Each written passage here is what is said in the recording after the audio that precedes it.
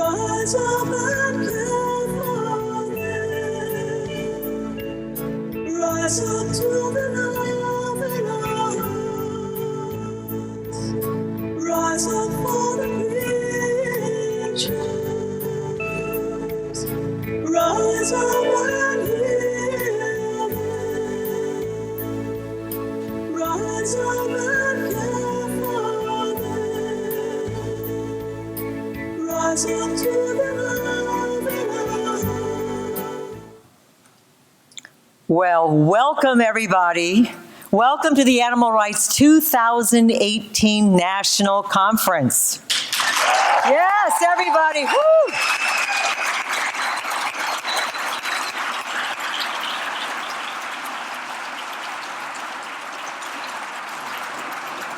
I'm Miyoko, and it's my great honor to be your MC this evening for the opening night's plenary. All right, how many of you are first-timers here at the conference? Yeah, me too. It's really exciting. I mean, you look at this room and you see happy people. Happy people because every day you wake up, you have a mission. You're out there fighting the good fight for the animals in the world. And that brings such joy, doesn't it? I mean, vegans are just the happiest people in the world. And this is a room full of happy vegans. What could be better? Yeah.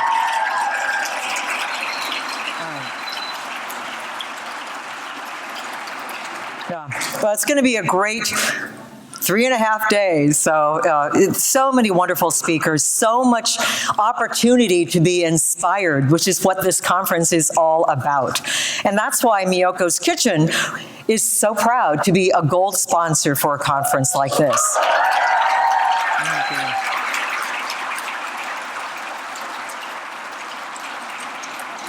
I mean, activism can become a little tiring at times, and you need to be uplifted. And this is the place to come, to be uplifted. So thank you, Farm. Thank you, Animal Rights Conference, for putting on this wonderful event. Anyway, Miyoko's Kitchen, I want to just say a few things about that as a gold sponsor, is we branded ourselves as tomorrow's creamery. We're redefining how dairy products are made in the future. We believe that dairy products, yes.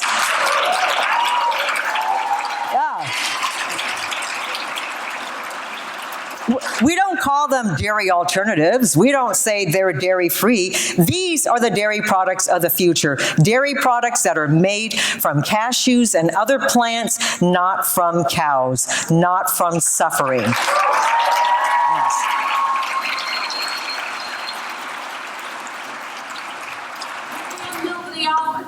Almonds too. I mean, there's all kinds of legumes and grains and all kinds of things that you can make wonderful dairy products out of. Right now we're doing cashews, we're doing coconut, we'll be doing other things as well too. But Miyoko's Kitchen products, if you've never tried them, be sure to try them here. They're sold all over the country, but that's not what I'm here to talk about. I just want to tell you about why we exist as a company. We are really a vehicle for promoting animal rights, for getting out to the world and telling people about the necessary respect for all beings on this planet. And that is what our products are about. They're solutions for people to give them an opportunity to enjoy foods without having to cause suffering. We can advocate, we can talk about what we need to do to overcome suffering, but people make their decisions with their taste buds, with their stomachs, and we have to feed them. And we got to feed them delicious food, and that's what we do. We promote veganism through not only our products, we have a 1% program where we donate 1% of our online proceeds every single month to a rotating nonprofit. In July, it'll be a well-fed world. We donate, yes. We donate to many farm animal sanctuaries as well, and many other vegan causes.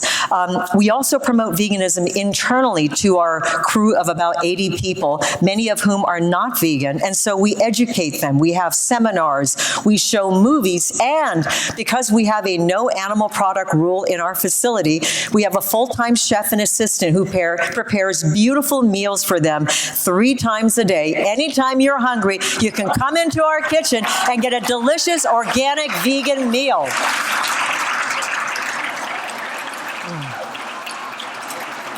We also promote other vegan cheese companies because we have to grow this category together. If vegan cheese is going to become mainstream, and it will be, because it's going to be a $4 billion business by 2024, we need as many people out there as possible making vegan cheese. We can only change the world together. So any entrepreneurs out there, I encourage you to take up the torch, get in your kitchen, start making some delicious product, and share it with the world.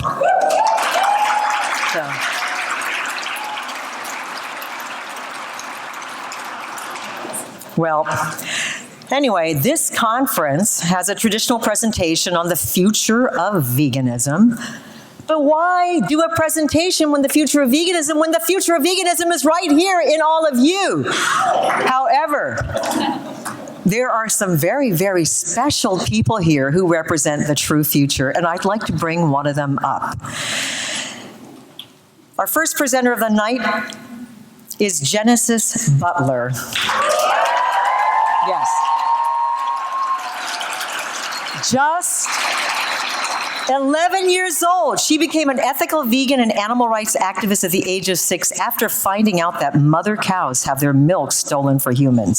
Since then, Genesis has been attending more than 100 demos and marches to protest against animal testing, entertainment venues that exploit animals, rodeos, and slaughterhouses. Genesis also speaks at various vegan and non-vegan events, sharing her message of compassion for all animals. In 2017, Genesis became the youngest TEDx speaker when she presented a talk on healing the planet by going vegan. She takes part in many forms of activism, and her newest passion is lobbying for animals at the state capitol. I believe you just came back from that, didn't you? Very exciting. She's featured in the documentaries Vegan, Everyday Stories, and Cesar Chavez, Respect for All, and The Invisible Vegan, both of which will be shown on Saturday. Everyone, please welcome Genesis Butler.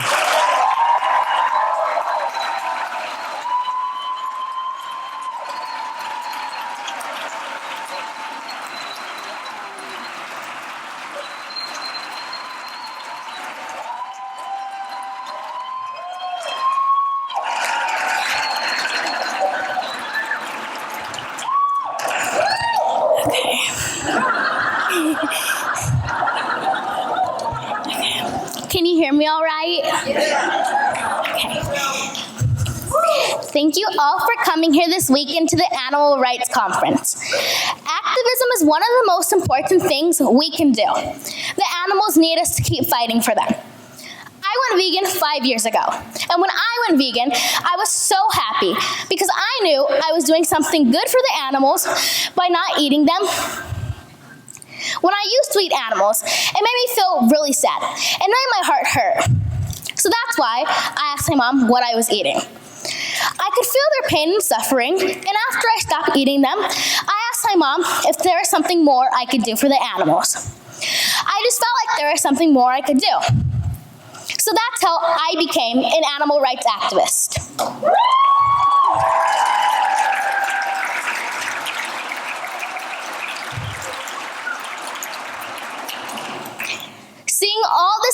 Seeing all these activists in this room gives me hope because I know that activism works. I want to thank all the activists and the amazing animal rights organizations who are here today because together we are making this world a better place for both animals and humans. This is why our fight is so important. We are fighting for every being that lives on this planet. We are fighting for everyone because we are all connected. When you look around the room, we may look different on the outside, but we have one really important thing in common, and that is our love and compassion for the animals. So I want to thank everyone because you are showing kids like me that adults do care and that they want to make this planet a better future. They want to have this planet for a better future for future generations and my generation. One thing vegans say is the future is vegan, and this is so true.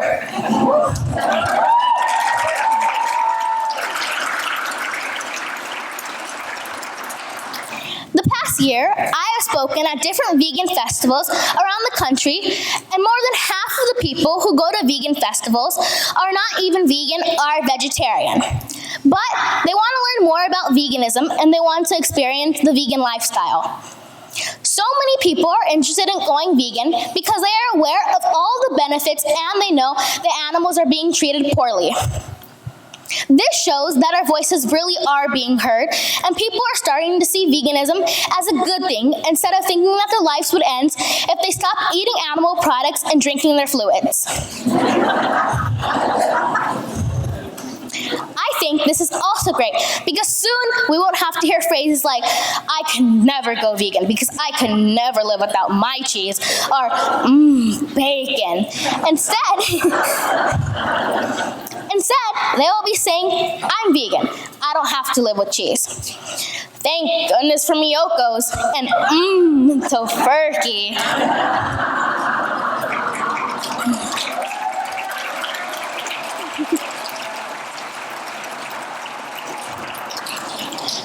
Also met a lot of vegan children who are excited to be vegan and they are fighting for animals. This is why it is so important to stay positive. Don't lose hope. The future really is vegan, and the vegan future is happening now.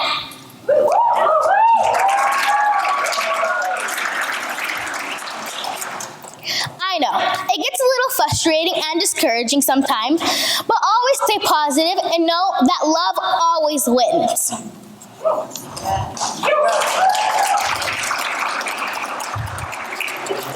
Kids like me are doing what we can to help the animals, and I'm lucky to have had the opportunity to meet so many amazing vegan kids like Vegan Evan.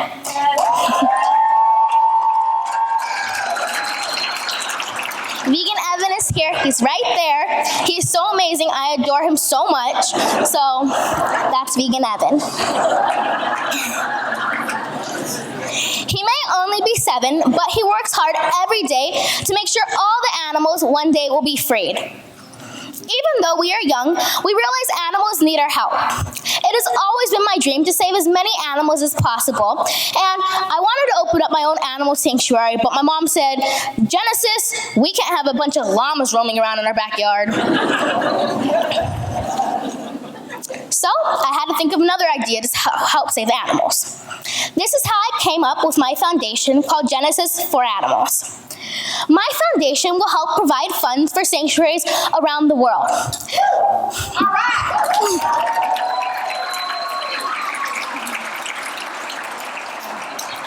There are so many sanctuaries that rescue animals, but they need help for all the expensive. Genesis for Animals will provide sanctuaries with funds they need so they can continue to save the lives of animals and make sure animals can live in peace for the rest of their lives.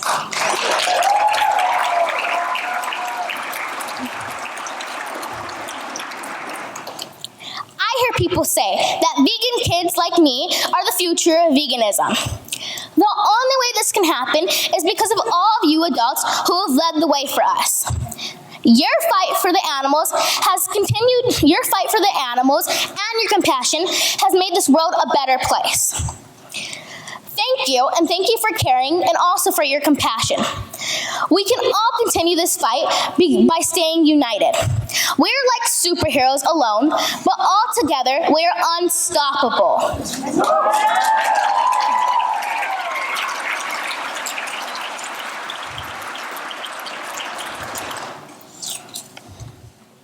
I have been an animal rights activist for almost 5 years now. And the one thing I learned is people who hurt animals want to scare us because they think that we will back down, but we don't, because we still have a fight ahead of us. It is so important to stay strong for the animals. Let's all keep being strong for the animals and keep fighting because animal liberation is near. Thank you.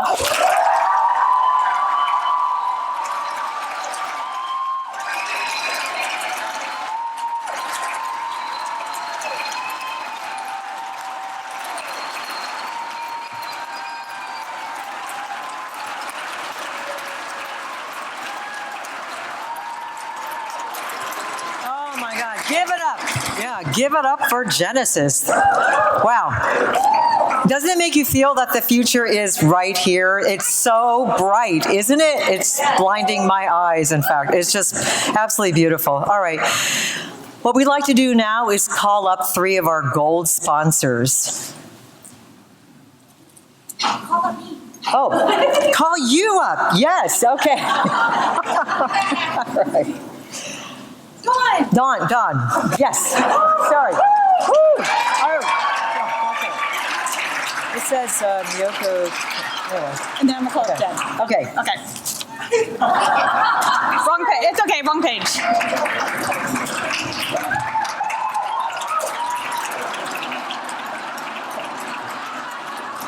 That's really hard. Sorry about that, Genesis. Great job. It's a balancing act. It's a hard act to follow. Thank you, Genesis. Thank you for opening the session. And Miyoko. I am Dawn Moncrief. I am co-chair of this year's Animal Rights National Conference, and it is an honor to be here. For those of you I don't already know, I am also the founding director of A Well-Fed World. That's my day job. Thank you. So we are also a gold sponsor. So what we're doing is we're mixing in our little gold sponsor spiel about the organization and then some of the conference info as well. So our table's going to be out there. I'm not going to spend much time on this, but basically A Well-Fed World is a hunger relief and animal rights organization. We are all vegan, and we chip away at 2 of the world's most immense, unnecessary, and unconscionable forms of suffering, and that's the suffering of people hungry from lack of food and the suffering of animals used and abused for food. And so, thank you.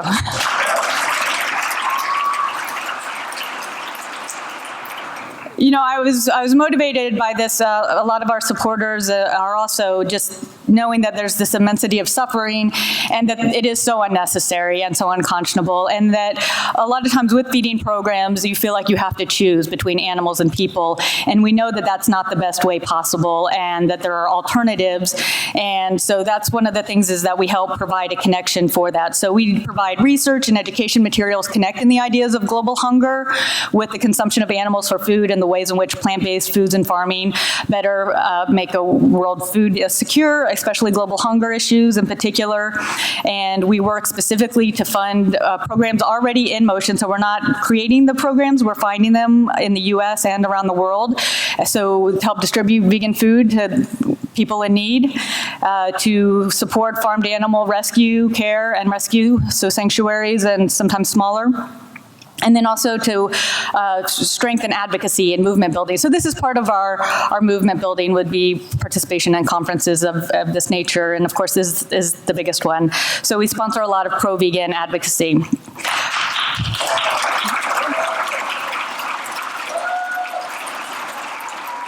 Thank you. Of particular interest is going to be our Plants for Hunger program, and that's around gift-giving time. So again, you don't have to give dead animals as a gift to feed hungry people, and you also don't have to send live animals. So this is a really great campaign that counters Heifer International, Oxfam, and any of those groups that are giving live animals.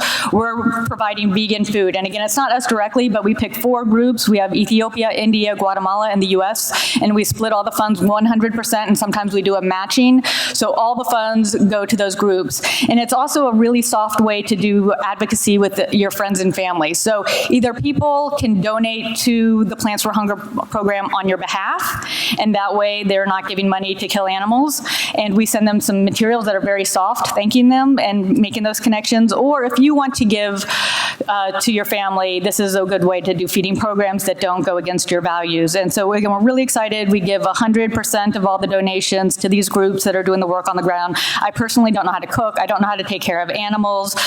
So it's not me. So we're just finding the groups that really know how to do it. So we're going to be out there, and we're also online at awfw.org. So there's information on Heifer International. We also have a campaign against humane labeling, so it's called Humane Facts, and we are doing more work now against grazing and regenerative farming. So if you're interested in those types of issues, definitely connect with us, and if you're not, then you just got a really quick 101. So what connects me with the conference, I've first attended the Animal Rights Conference in 2001. I just happened to see an ad in the paper in DC, and I had finished my master's work connecting the global hunger issues with meat consumption, and but I wasn't an activist. I didn't really know activists, and I happened to see an ad, so I went to check out a free session, and I saw Patrice Jones speaking on the connections. Patrice Jones. Okay. And as finally somebody gets it, because all the materials I were reading, they would say, well, we don't have a choice. And then finally there was somebody out there speaking on the vegan benefits for global hunger. And I was like, finally somebody gets it. And then that next year I was working for the movement, working for Farm, working for the conference, and that was in 2002. And so many people have gotten their start at the conference. It's either made them an activist or taken their activism to the next level, or started them as a career in activism. And so this is a really good incubator for activism, as well as connecting and building morale. And we tried to and bring that, a lot of that into the conference this year, as far as bringing in the morale issue. And also specific to my work with the well-fed world is that for me, veganism is about not abusing power. And that's really at the core.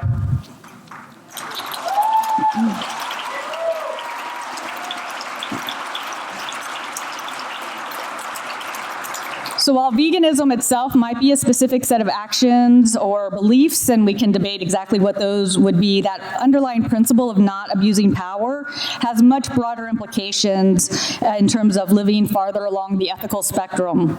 And it's the nature of ideals that we're never going to be perfect, and so it's not about being perfect or certainly bringing our ideals down to match our actions, but just to continually work and improve our game. And so that's what we're here about also. And I'm very excited to see this program work its way out.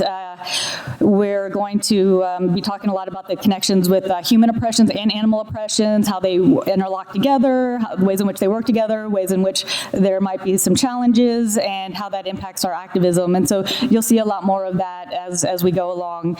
And I am going to end it there, but you'll see more of me throughout the conference, and I'm going to bring up Jen Riley.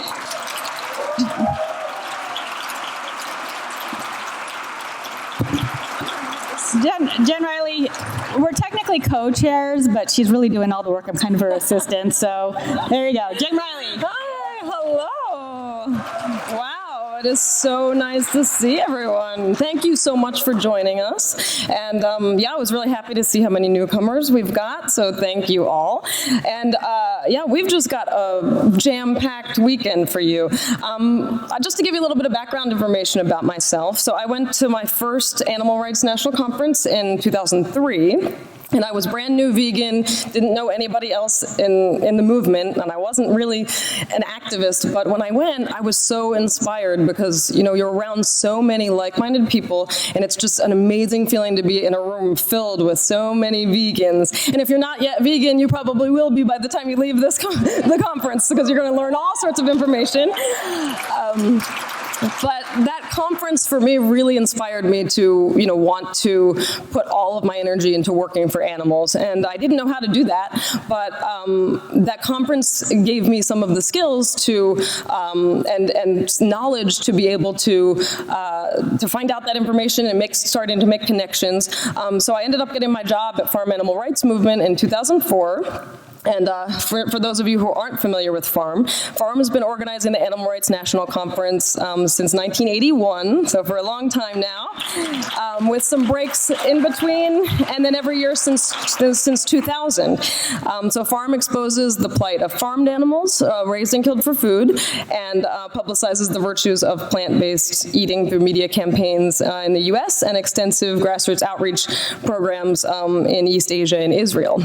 So my role up to this point with the conference has been mostly operational, or all operational. And this year, I'm so pleased to be working with Dawn as my co-chair, and we are organizing the program this year. So we're really, really happy to have all of your support, and really excited to really introduce you to some of what we've got in the program. So just to give you an idea of what the conference vision is the Animal Rights National Conference is dedicated to the vision that animals have the right to be free from all forms of human exploitation. So all speakers and sponsors are in alignment with this issue, with this vision, even if they may work on measures to improve the welfare of animals in confinement, the baseline is still there. So everybody who is being represented here, the end goal is animal liberation. And that's very important.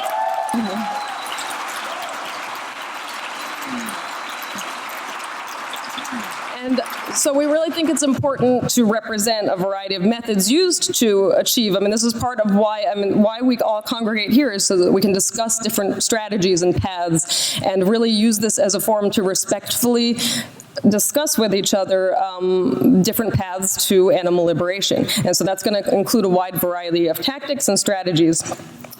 So that's a huge key. Another thing, I guess, as far as the program highlights this year, we have a few different focuses, as Dawn mentioned a little bit of.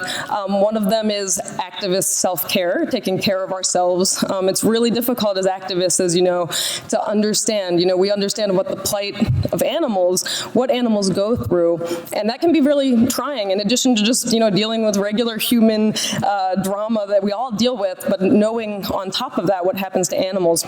So on Sunday is really a day that we're going to be focusing more on activist self-care. We have a few sessions dedicated to that. We have an activist support wrap session. And we really want people to just be able to use this conference as an opportunity to help support each other, gain a network of people that you can connect with, and really try to take care of ourselves. And just as we take care of ourselves, and it's important to do some self-reflection and take care of ourselves, we must also take care of ourselves as a movement. So it's really important as a movement for us to reflect on some of the things that are happening, take a critical eye and just say, what can we do to improve to be the best voices for animals? And so that's we're going to address some of those issues during the conference, and we're going to constructively and positively move forward with solutions so that we can be the strongest voices that we can be for the animals. So when all of you checked in, you should have gotten your program booklet here. Does everyone have the program booklet?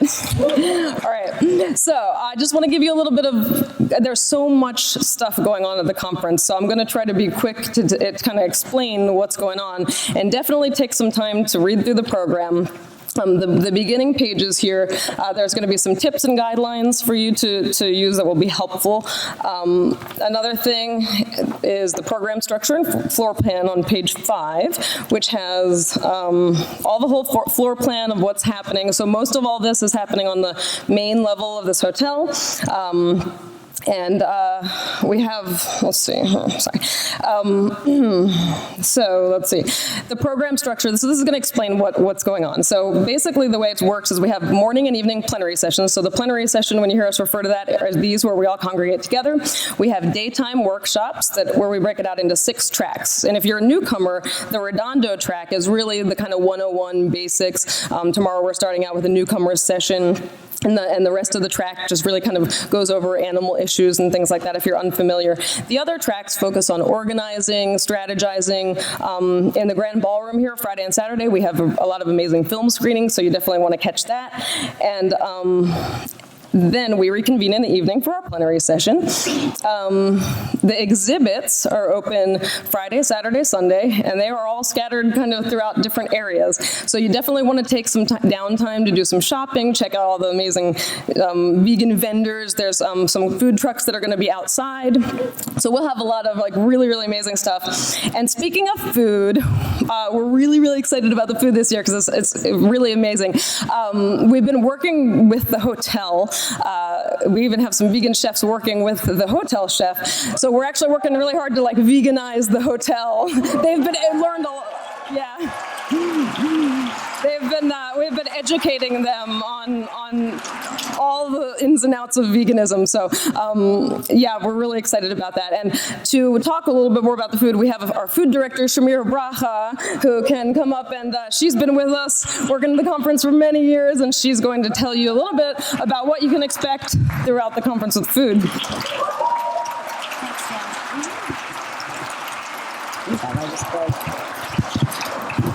Hi, everyone, and we're glad you're here. Let's talk about food. The hotel is offering breakfast for $28, but it features Follow Your Heart, vegan egg scramble, and field roast, and amazing array of other items. So you'll get your money's worth if you choose to do that. And we also, for the lunch and dinner, we still have some limited number of meal tickets available for purchase at the registration. So if you're interested in getting a deal on lunch and dinner, you might want to check that out. This is our second time at the Sheraton Gateway. We hope that you will give them the opportunity to impress and satiate your taste buds during your stay. And because of the amazing work of Eileen Cohen, who's helping us with the conference. She has been tirelessly working. She's unwaveringly committed to excellence, and she has not only orchestrated this year's banquet, which is called A Taste of Vegan. It's going to be amazing. And you might want to try to get a ticket. If there's still any available.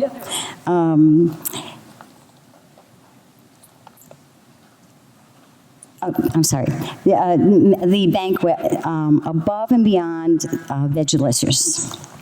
She has also connected with some very talented vegan chefs and their amazing protein to make every meal mouth-wateringly memorable. Please check out the menu listing. It has in the conference program, it has the list of the meals that are going to be served, and they really are extra special this year. I don't think in all the years that I've been involved with the conference we've ever had anything over the top like this. So, and in addition, our conference sponsors and generous food donors have provided complimentary samples for you to enjoy. Our breakfast snack is available 8 to 8:45, and I think it's going to be where we had the welcome reception. Yeah, we're down by this way. Yeah, you'll follow your nose. And the evening networking receptions are 9:30 to 11 in the Brasseria. And you can also go outside to the pool, which is a nice area. And they culminate on Sunday. They're 9:30 to 11 every night, except Sunday, when they culminate with the celebration of animal rights, 8:30 to 11:30, a different location as well. Grand Ballroom. In the Grand Ballroom. So, enjoy the conference and the vegan food, and we hope you come away feeling that you've been fed body, mind, and soul. Because in the words of social activist and vegetarian Dorothy Day, food for the body is not enough. There must be food for the soul. And that's what this conference is really all about. Thank you. Thank you, Samira. Samira is one of the many amazing staff members who, we have a core organizing team of people who have really dedicated their hearts and souls into helping put this event on, and we're going to be introducing them later in the program, but yeah, I'm really grateful for her and all the other dedicated staff that join us. And just to expand on what she said about the banquet, so yeah, this is going to be a vegan dining experience. If you've ever been to the banquet in the past, this is going to be different. So we have kind of a flow of food, different types of options. We have gluten-free options. So it's going to be really, really amazing. I really hope that you join. If you haven't pre-purchased a banquet ticket, there are some still available. So tomorrow afternoon, you can go over to the registration area. There's a meal ticket station. You can buy a banquet ticket. And I highly recommend it. And if you did already buy your banquet ticket, you can go pick up your pre-purchase ticket also starting tomorrow as well. So please do that. We're also selling meal tickets for, as Samir mentioned, for the hotel lunch and dinners. So you should definitely try it out. The Amazing Protein Company is the one that donated. And you can check out, we have the full menus for the meals all in the program booklet. So you should really check that out and see which ones you want to get. Let's see, what else? There's so much stuff. Yeah, don't forget to, don't stay up too late partying, because we have morning exercises. I know you're going to want to stay up by the bar. I see a lot of you at the bar sometimes. But in the morning, you want to get up at 7:30 in the morning. We have 3 different types of exercises. So we've got morning yoga, we've got fitness training, and then we have a meditation. So it's kind of a little bit for everybody. The yoga and the fitness training are down kind of past the bar area that way, and the meditation is on the 2nd level, and you'll see signs. It's actually it says, I think, room 205 here, but it moved to room 214. So definitely check those out. And again, that's all part of taking care of ourselves and, checking out the pool and just kind of having some downtime. I know that there's so many things happening in the conference, you really can't catch it all. So all of the sessions are being recorded, audio recorded, so you can buy the sessions. Don't feel like you have to cram everything in to enjoy your experience, because a lot of enjoying the experience here is connecting with other people, being in the exhibit hall, networking with people, just really, really establishing connections so that when you go home, you'll have friends and you can reconvene with them every year here, and it's a really, really great experience to be able to do that. So let's see, another way that we can connect with people while we're here is we're going to have a bulletin board outside by the main area in the foyer where you can post notices to people and just kind of messages. We'll also have some program updates. And if you want program updates as well, we have an app that you can download. Again, the instructions are in the program booklet. You can download the app, and I think we'll have signs around on the bulletin board to show you how to do that. We have free internet connection here. The Wi-Fi code is also in the tips and guidelines in the program. So there's a lot of things going on, but if you have any questions, we have a welcome center out by registration. Stop by, ask if you have any questions, and we'll try to keep you as updated as possible as things evolve and change. And again, I'm just so honored to be here with all of you, and I know we're going to leave here feeling like one big happy family by the end of this. So thank you so much again for joining us.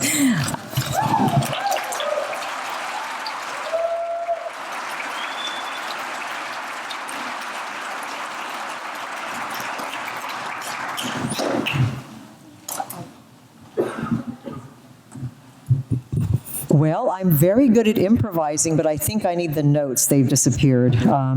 So that I can introduce people and not just make up facts about them. I can do that, though.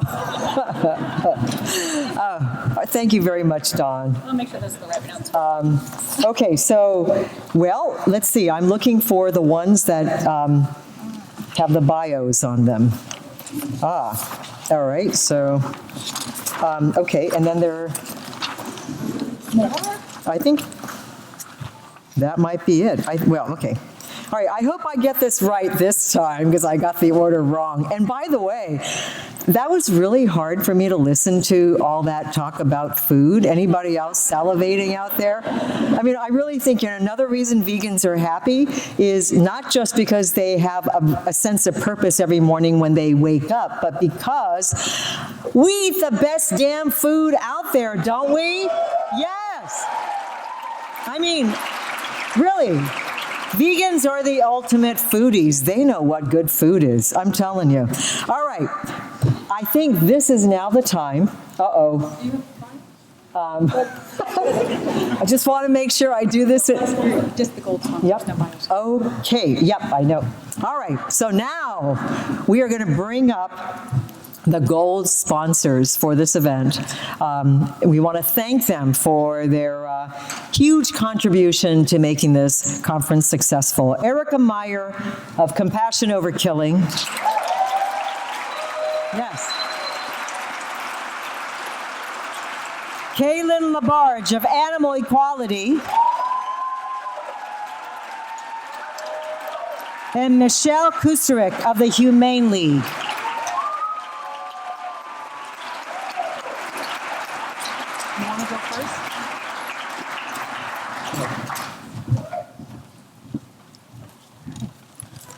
How's it going, everyone?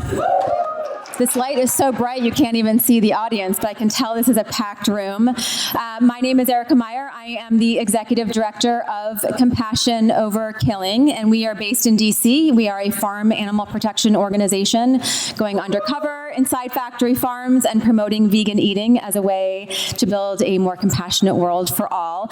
And before we get started tonight, I want to give a huge round of applause to the conference co-organizers, Dawn Moncrief and Jen Riley. Please help me say thank you. This is no small task to put on this conference, and it'll be a weekend of putting out a lot of fires, but they'll do it with a smile.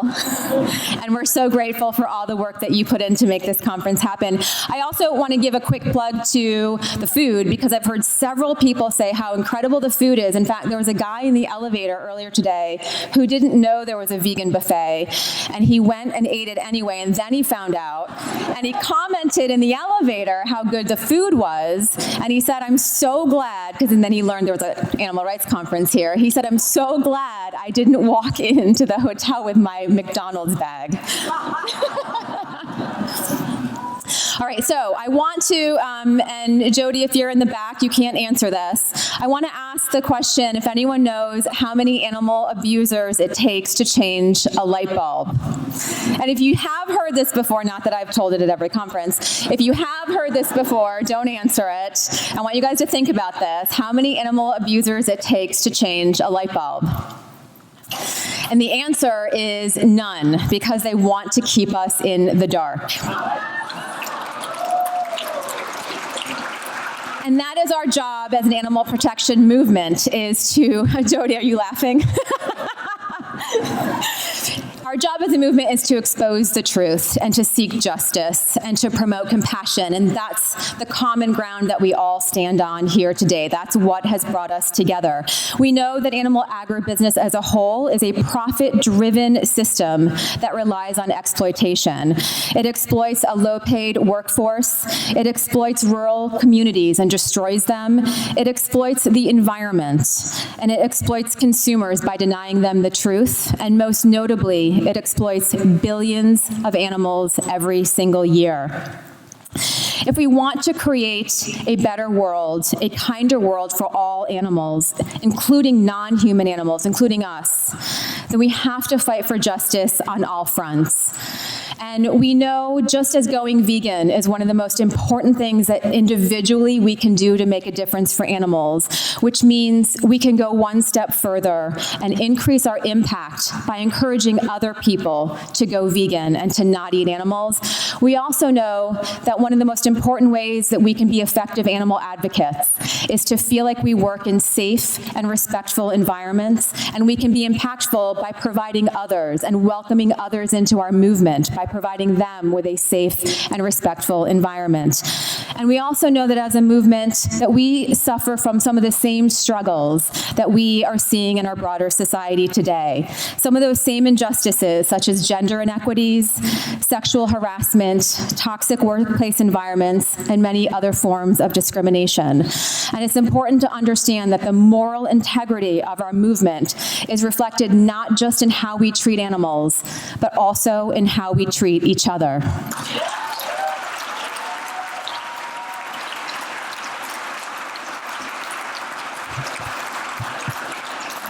Since 2005, I have been the executive director of Compassion Over Killing. And as a female-led organization, from our board chair to our general counsel to many other leadership positions, we have fought and we continue to fight against a wide range of adversities, which means it's extra meaningful for us to fight against the oppression of farm animals, specifically those who are exploited for their reproductive capabilities, like dairy cows and egg-laying hens. And while I know we're in Los Angeles right now, I'm from Washington, D.C. And despite any of the hurdles we face, and no matter what oppressions that we are fighting against, as they say in Washington, nevertheless, we persisted. Yeah!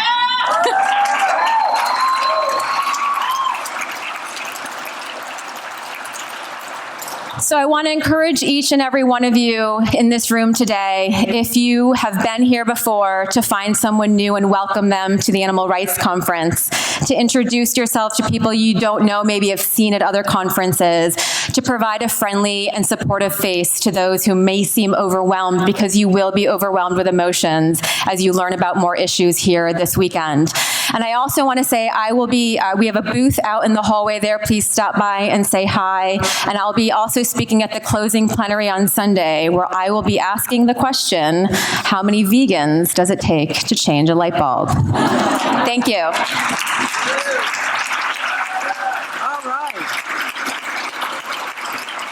Thank you so much, Erica. Erica Meyer of Compassion Over Killing. Next, I'd like to bring up Kaylin Labarge of Animal Equality.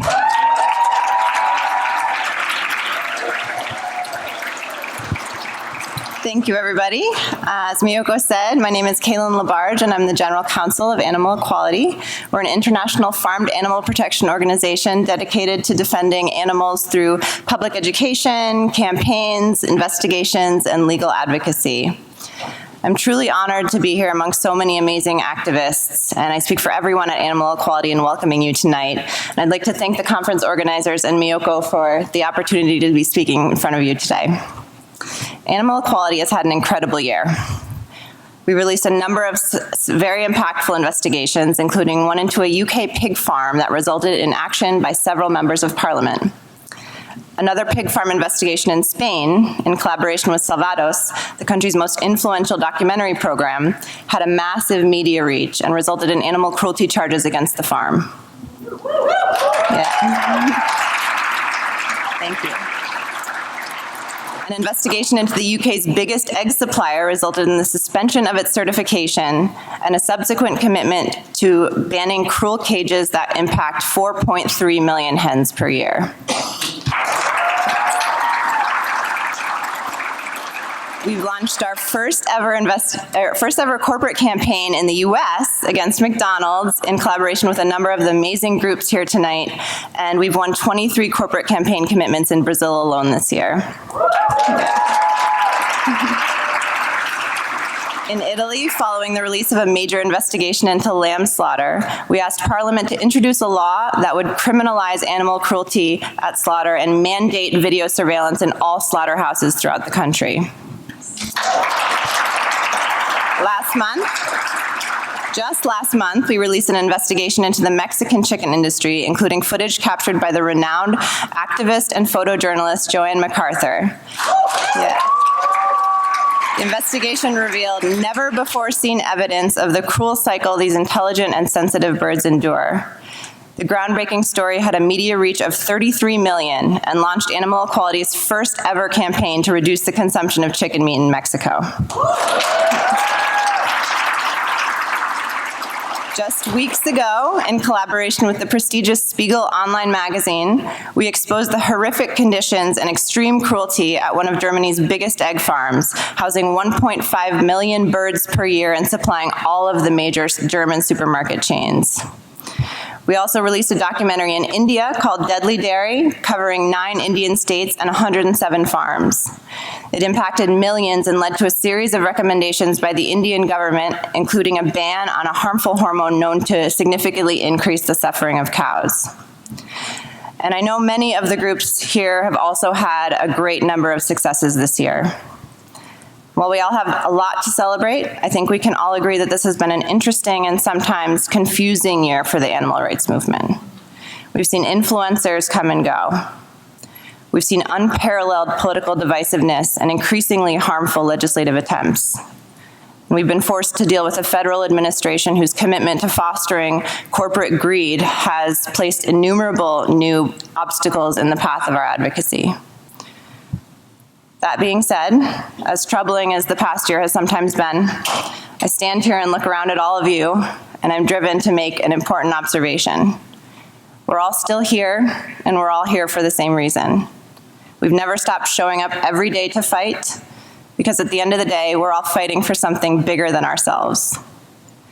In the face of what seems like unprecedented adversity, so many of you have stood taller, worked harder, and fought longer. not only for the animals, but for each other as well. For those who didn't feel like there was a safe place for them in this movement, you've proven a commitment to fostering an inclusive and supportive environment. To those who have seen the efficacy of tried and true tactics start to wane and changed course without skipping a beat, you've taught us the value of creative flexibility. To those who have become exhausted by what seems like a never-ending struggle, you've shown us what real endurance looks like. To everyone here tonight, thank you for all that you do. You inspire me every single day. Thank you.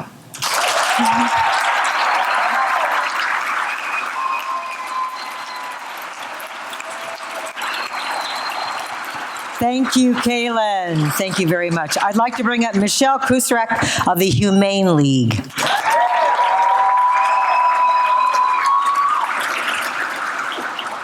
Hello. My name's Michelle Kutrak. I'm a vice president at the Humane League. I've worked professionally in the AR movement for the past 3.5 years. This is my 4th AR, but I've been vegan or vegetarian for 27 years. So, thank you. The Humane League, who are we? So we're an international farm animal protection nonprofit that works to reduce animal suffering around the world. We work to spare farm animals from a life of suffering by empowering change, educating people about the reality of animal agriculture and their own ability to make a difference, whether it's by leaving animals off their plate or taking other actions. And I'd like to give a special shout out to a new resource launch this year, eatingveg.org. It includes a short documentary and many resources about the issues. We'd love for you to check it out and share it. It's eatingveg.org. We also work to spare farm animals from a life of suffering by driving progress, focusing our campaigns on the major corporations that profit from animal cruelty, exposing the reality of how farm animals are treated, and applying public pressure. You can get involved with many of our campaigns, including this weekend. There'll be a protest, a McDonald's protest on Sunday. There'll be more information forthcoming, but...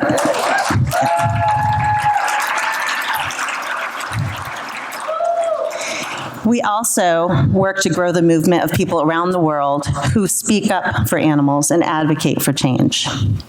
And it's this last point that I'd like to say a few more words about. Increasing the number of people who actually take action and speak up for animals is critical to the success of the animal rights movement. If you ask people, the vast majority of people would agree that animal cruelty is wrong. And even people who eat meat are shocked to hear about cruel standard practices that are widespread throughout the system. And as you know, and has been said, the animal abusers have created this system to hide the truth. So it's up to us, the people at this conference and those we work side by side in community with, to expose these realities and invite people to take action in many ways. Alice Walker said, "Activism is the rent I pay for living on the planet." The more activists we engage, the more ways we have for people to get started in their activism, the more support that is offered, the larger impact we can have for animals. Grassroots organizing, creating community, working in coalition, connecting with others is the foundation of social change. Regardless of which organization you volunteer with or work with, it's also the one thing that we can all agree on. More activists in the movement is a good thing. And we should not hesitate to share tools, resources, and information with other animal rights activists. We may sometimes disagree on strategies and tactics, but that's okay. Audre Lorde said, "It is not our differences that divide us. It is our inability to recognize, accept, and celebrate those differences." Diversity of opinions and lived experiences make the movement stronger. Having more activists at the table can bring more diversity. It's easy to lose hope and become overwhelmed by the problems we're addressing. I encourage you to meet everyone you can over the next few days. You're clearly not alone in this work. Learn about the great things happening in communities around the world and connect with each other. And I'd like to extend a special invitation for you to stop by the Humane League table to connect with us. We have volunteer programs in the US, Mexico, the UK, Japan, a training program for students, an online activist program, and many other ways to get involved. And on a personal note, I've spent years as an activist and organizer in different movements, volunteered at sanctuaries and events like Veg Fest, rescued animals, mentored new activists, fundraised for the cause. And after 27 years, I am still so amazed and inspired by the talent of other activists. It is such a gift to be here with all of you. Thank you for your time and your work for animals. There's so much potential. Thanks again.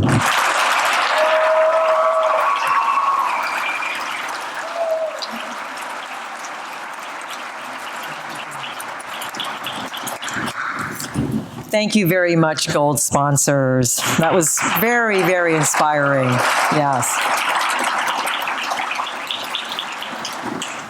All right. Now you're going to be inspired even more with these three wonderful panelists who are going to step up.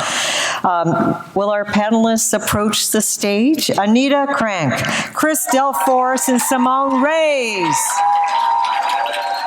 Yes.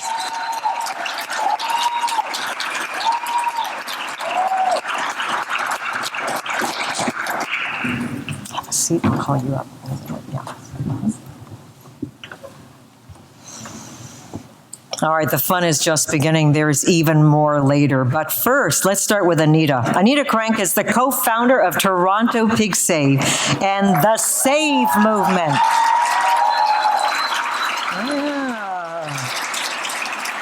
It's a worldwide network of more than 400 groups dedicated to bearing witness and holding vigils at every slaughterhouse. She holds a PhD in political science, has taught courses in social movement strategies and tactics, and is a follower of Tolstoy, Gandhi, and other love-based community organizers. I love the way you put that. Welcome, Anita.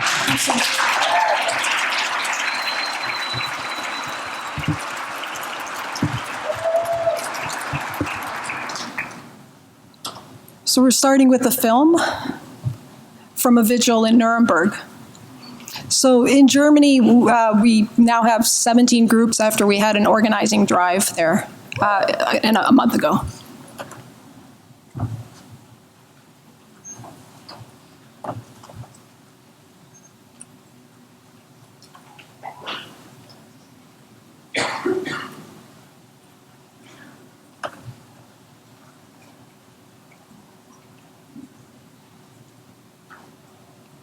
Sound.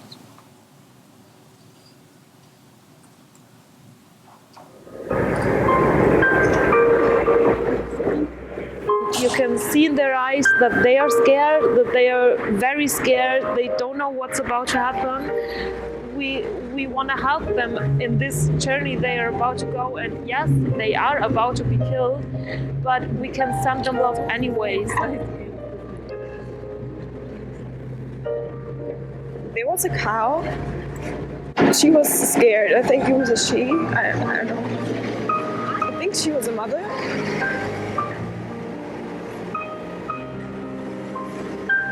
And I wanted to remember her number, but I didn't.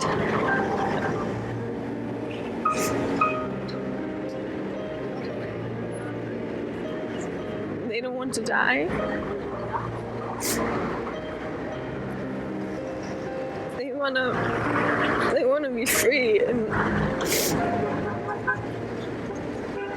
walk around freely, just like we do.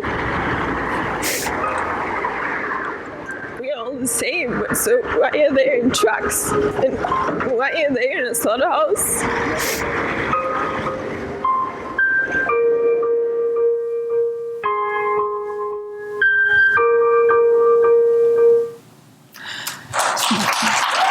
So in this presentation today, I'm going to start by talking about animal rights philosophy and then talk about the movement. Sorry. So animal rights is different from animal welfare, and it's about empty cages, not larger cages. Sorry, where's the next slide? Am I able to turn the slides here, or can I have the next slide? Do I have a clicker here? Okay, I'm not sure where the clicker is. I'm sorry. Okay, this thing? Okay, sorry. All right. Okay, down, sorry. Okay, yes. So Peter Singer and before him, Henry Salt and other people, Henry Salt in the 1890s spoke about animal rights, and what he talked about was we have interests such as the security of person and not to be tortured, not to be confined, and there should be equal consideration given to our like interests. So we ought to weigh those interests equally and not discriminate based on arbitrary factors such as species. Tom Regan wrote a book called The Case for Animal Rights, and he said animals are subjects of a life because they are aware of the world and they care about what happens to them, irrespective if others do not care. Sorry, I'm trying to turn this. Okay. So a subject of a life, Tom Regan said, is a being with beliefs, desires, memories, an emotional life, and so forth. So a subject of a life has inherent value, and it should not be treated as an instrument. A subject of a life has rights, including the right to be treated with respect. He talked about the abolition approach as opposed to a welfarist approach and empty cages, not larger cages. And he said, when you use a rights-based philosophy to justify animal rights, you talk about duties, and we have a duty to intervene when animals are not being respected, and we have a duty to be advocates. And he said these rights come from common sense, the fact that we have a common language, common behavior, the same bodies, same common systems and origins. Stephen Weiss talks about treating animals as legal persons, not property. Animals are legal things in our law, and their most basic and fundamental interests, their pains, their lives, their freedoms are ignored.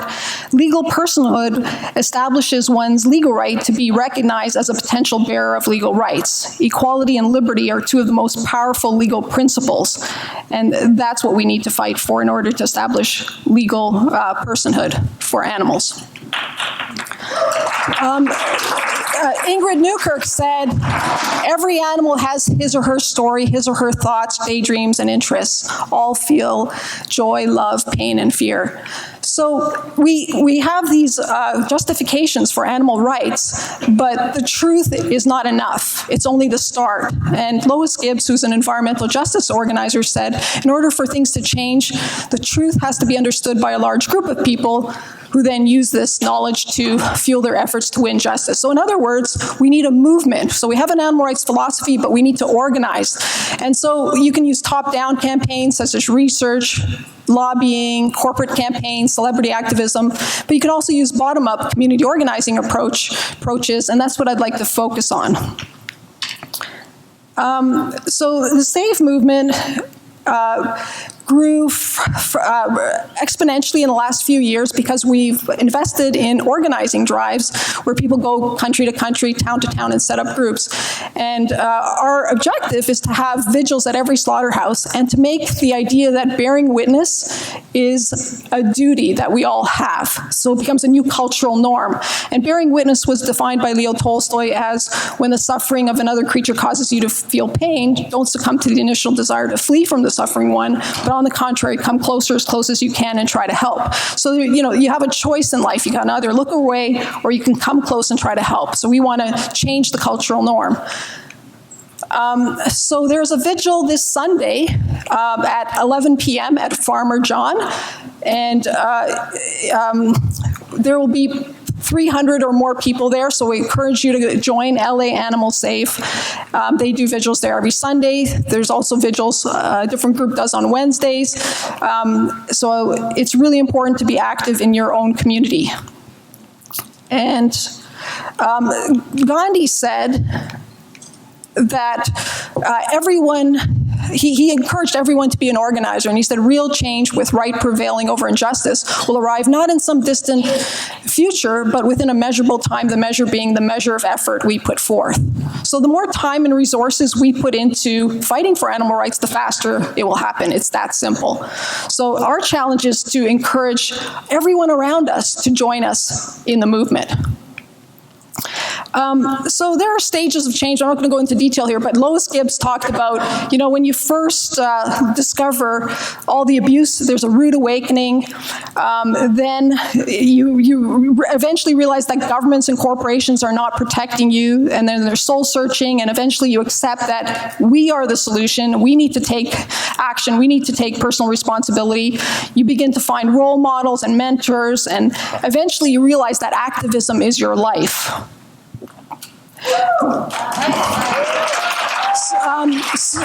There's a book by Paul Loeb, and he says, don't wait to be the perfect, don't wait for the perfect standard, like until you become wealthy enough to be an activist or until you know all the facts. He says, it's important to be a good enough activist that you have to start activism right away and learn as you go.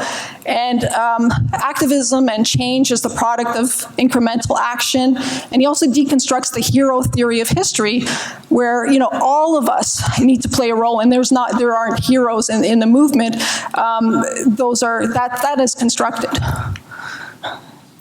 Saul Alinsky is someone else that's had a profound impact on community organizing, and I strongly recommend that we look at his work. And he said that it's important to have love and respect for people. And he says an organizer who has a superior attitude cannot, in spite of all their cleverness, all their protestations of belief in the equality of all people, including themselves, conceal their true attitude. It repeatedly comes out in a gesture, an expression, or inflection of their voice. And I know for us, in the animal rights movement, it can be challenging, having a love for humanity when we see all this abuse. But it's absolutely fundamental, and it's about awakening people, because there was a time when many of us were asleep.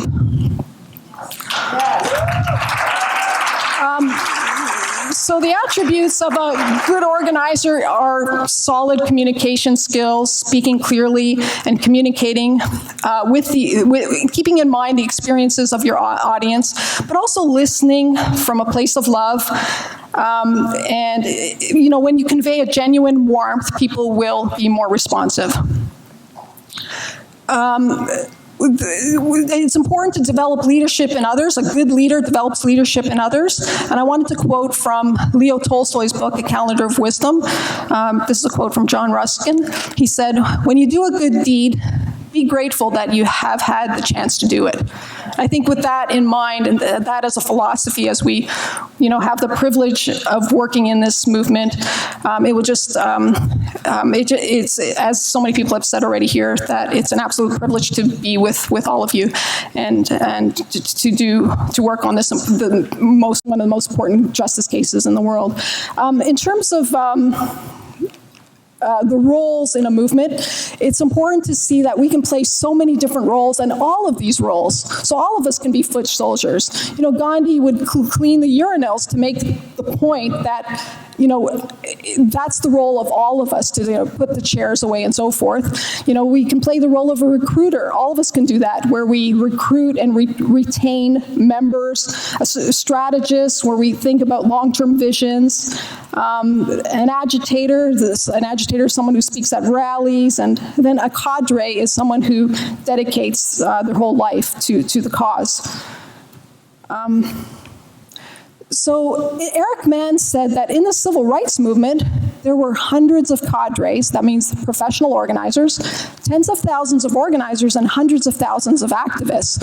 So how many activists and organizers and cadres does the animal rights movement need to achieve animal liberation? Just imagine how many, like millions and millions of activists in my view. And here we see the march in Tel Aviv with 20 to 30,000 people and marching for animal rights, and we see the National Animal Rights Day event. One recruitment strategy, according to Saul Alinsky's books, Rules for Radicals, Reveille for Radicals, is like to build an organization based on pre-existing networks and leaderships. And that involves like bringing together justice groups, environmental, women's, labor, educational, religious. And I think the animal rights movement still has a way to go in that area. There are some great examples of this, such as the North Carolina Farmed Animal Safe Group has partnered with river keepers and women's groups to fight big CAFOs, those concentrated agricultural food operations. Feedlot operations. Another recruitment strategy is to build an organization from ground up. So build it member by member, going door-to-door campaigns and things like that. Here I show you a book by Marshall Gantz. It's called Why David Sometimes Wins, and the United Farm Workers had used this strategy in building an organization. So when you're building a campaign, basically you have to identify your goals, the opponents, your allies, choose the timing. It could be the next election, could be the next generation, and then define a set of tactics, which can range anything from direct action, corporate campaigns, media, legal strategies, and so forth. And when you're devising a strategy, think not only about winning, but also the impact it has on the movement. Are you building organizational strength? Are you enlarging the membership? Are you training people to be, to fight the next battles? Are you building community? And that's a book by Sai Khan that I was quoting. So good tactics involves as many people as possible. So there's an official animal rights march planned in London where they're planning to double the number of attendees to 10,000. You can have strategic corporate campaigns like this one that was done by Jane Velez Mitchell, who's sitting here, as well as Compassion Over Killing, and trying to get Starbucks to carry more vegan campaigns. It's important to have comprehensive campaigns, so multiple tactics, not just one tactic. There is no silver bullet. So you need to have representational organizing committees, have women, people of color, having, people, gay people. Also, you need a representational committees, and you'll be more successful if you do that. You need to stage frequent direct actions, you need media campaigns, and so forth. And I'd just like to end with this slide. Our group is investing in organizing drives. I mean, just like Freedom Summer in 1962 in the Civil Rights Movement was aimed at at registering African Americans to vote. There was Union Summer, the progressive unions launched that in the 90s. I think we need the same thing for the animal rights movement, and we need to invest in organizing drives.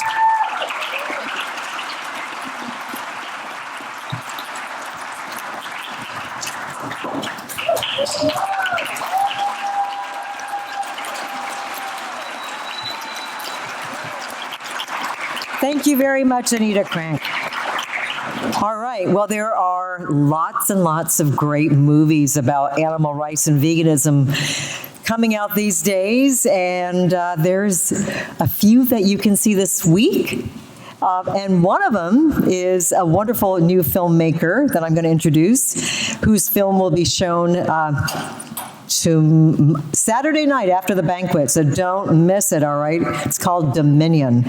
And the maker of that movie, yes, is Chris Delforce, who's the founding director of Australian animal rights organization Aussie Farms. And for the last 7 years has been investigating and documenting farms, slaughterhouses, and other animal exploitation industries across Australia. In 2014, Chris and his team released Lucent, a documentary focusing on industry standard pig farming. And now the follow-up film Dominion makes its U.S. premiere here on Saturday night after the banquet. Yes. challenging the morality and validity of humankind's dominion over the animal kingdom. Would you please welcome Chris DeForce?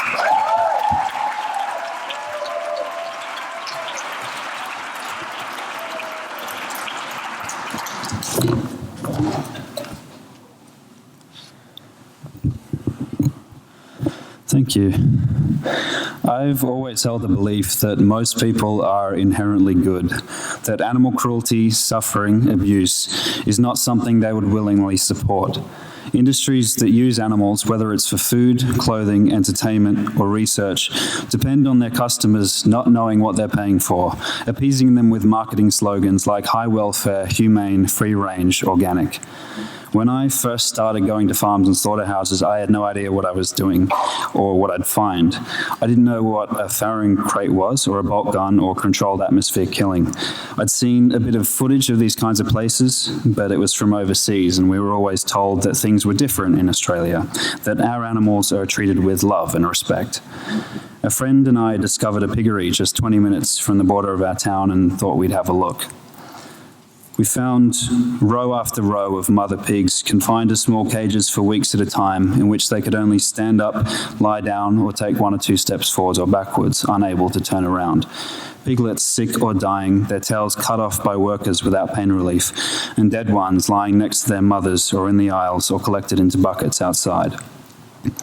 Older pigs packed together in their own waste in small concrete pens. We returned numerous times over 2 months, installing hidden cameras and gathering as much evidence as we could to submit to the authorities and to show the world. When we released the footage, the public outcry was massive. People were shocked that this was happening in their own country. Charges were laid against the piggery, 53 of them, but later withdrawn after the state government intervened. The industry responded to the footage by distancing themselves from the facility and its owners, claiming that it was a rogue operator, a one-off, not representative of standard pig farming. So we set out to prove them wrong. One by one, we exposed the same conditions, the same practices in pig farm after pig farm, 50 of them over 2 years. Occasionally, we would turn our attention to other species, meat chickens known as broilers and turkeys, who are bred to grow so large and so fast their legs can't support their weight. Ducks, aquatic animals who are farmed without access to water, and the slaughterhouses where they would all end up, regardless of any minute differences in how they were raised. We learned that the most common method of stunning pigs is the use of carbon dioxide gas chambers, and we managed to hide cameras inside the gas chamber at the largest pig slaughterhouse in the Southern Hemisphere, capturing for the first time the reality of a system that had been called humane for over 20 years. We saw that every pig who enters that chamber screams and thrashes in agonizing pain for over 30 seconds. We then captured the same thing at 4 other large slaughterhouses. The footage was seen by tens of millions of people worldwide, the first time consumers were able to see this process for themselves. I collated all of this material into a documentary called Lucen, released in late 2014. And around 6 months later, my home was raided by about a dozen police who took everything: computers, hard drives, cameras, documents, clothing. Over those 2 years of documenting pig farms, there were numerous occasions where we came across animals who were in urgent need of veterinary care. Sows with massive maggot-infested prolapses. Another sow who had given birth to a litter of stillborns, leading to paralysis in her back legs. And when she couldn't pull herself to the food and water at the front of her cage, she started eating her own legs. We went to the police each time and we were ignored. But for my troubles, for my attempts to alert consumers to what they were paying for, to my attempts to make the world a better place, I was charged with 4 counts of obtaining footage and photographs and 6 counts of publishing it, Australia's first ag-gag case. I was lectured, belittled, and filmed as my home was torn upside down, and then sent through the court system like any other criminal, while the perpetrators of everything we had witnessed and filmed were allowed to continue operating. Some painted as the victims of vegan extremists or as community heroes and leaders in animal welfare. Our government, under pressure from the animal agriculture industry, was trying to make an example of us, to stymie the release of footage that had embarrassed and undermined their marketing slogans for so long. Instead, we ramped up our efforts, capturing and exposing to millions the maceration of day-old male chicks in the egg industry, the repeated impregnation of cows in the dairy industry, and the slaughter of their unwanted male calves, the factory farming of fish, and the apparently humane slaughter method of freezing them to death. Captive lions, tigers, primates, polar bears, seals, dolphins, etc., living a life of extreme boredom and frustration for the entertainment of paying spectators. Slaughterhouse after slaughterhouse, reinforcing that for every one of these thinking, feeling beings sent through those doors, there is always fear, there is always pain, never a willingness or desire to die, and never a humane way to kill someone who wants to live. Much of this footage has been used in street outreach around the world, and time again I've seen just how powerful a thing it can be to present good people with the truth. After 2 years of minor court hearings, my case went to a 3-day trial last year and was thrown out after just 1 hour.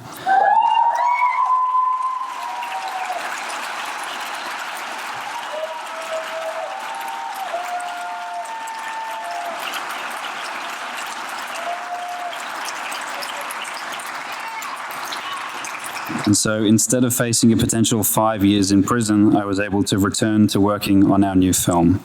So in 2 nights' time in this room, that film, Dominion, will make its official US debut, the culmination of 7 years of investigations and research, exposing the brutal everyday reality of these industries more comprehensively and inarguably than ever before, and making a clear case for the urgency and importance of animal rights.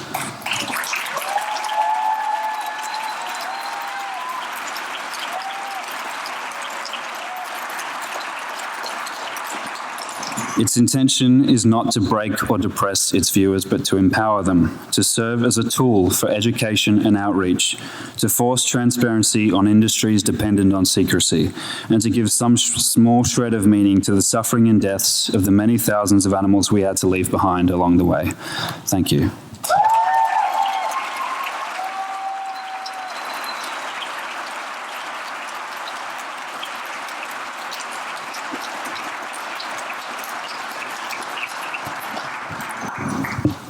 Thank you, Chris. Our next speaker, Simone Rays, is a sought-after public speaker at events such as TEDx and uses her many media opportunities to promote a fully vegan lifestyle.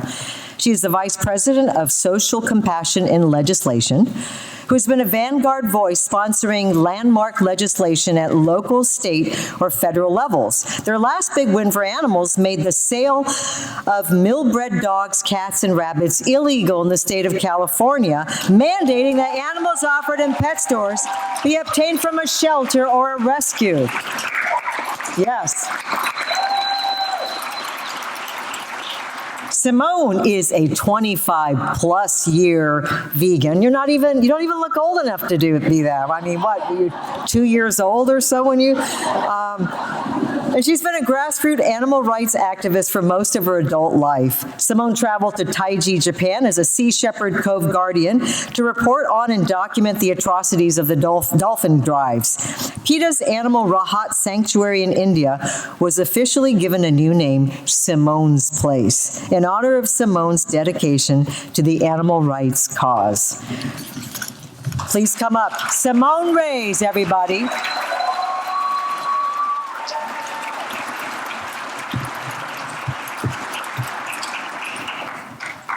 Make sure this works. Yep, it will work. Okay.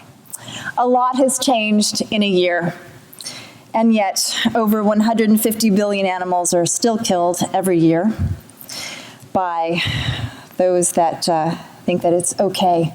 But we're here to say it is not okay.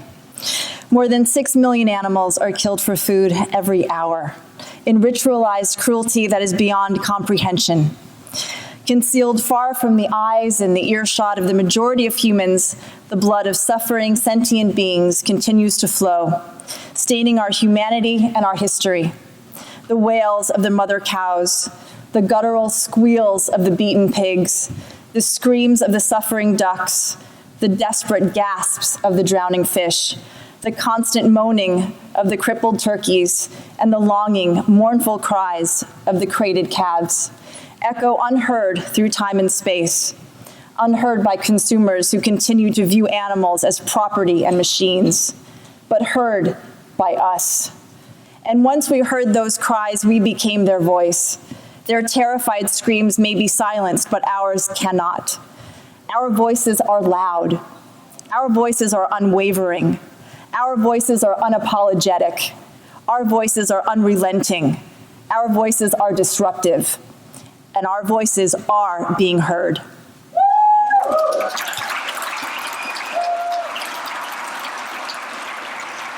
Our uprising has become a war against light and dark. Right and wrong are in a battle. Conscious and unconsciousness, it is raging. And we have started a revolution of compassion. As a collective, the animal rights movement has been targeted by the big ag companies and shut out of many mainstream media outlets. Efforts to silence us and discredit us and vilify us as terrorists continue. The animal abusers have bigger numbers. They have more money, they have more media coverage, and they get more credit. They are more easily believed, and they are protected. We may be small in comparison, but we are mighty. We have passion, we have science, and we have what they will never have. We have the truth.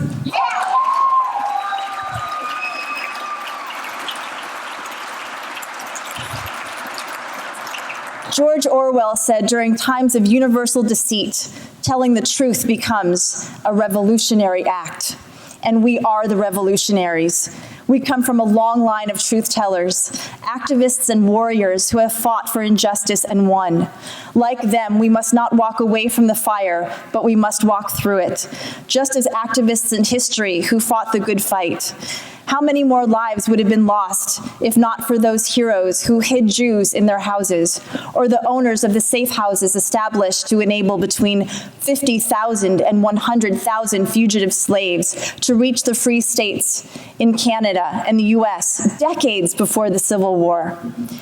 These heroes risked everything to save the lives of beings, though human, who wanted to live. So every time we question, are we going too far? Are we saying too much? And we find ourselves faced with a moment when we can act or remain silent. Remember that we too are obligated to listen to the voice in our consciousness that says we are on the right side of history. Frederick Douglass said, "I prayed for freedom for 20 years, but I received no answer until I prayed with my legs." That's where the magic happens.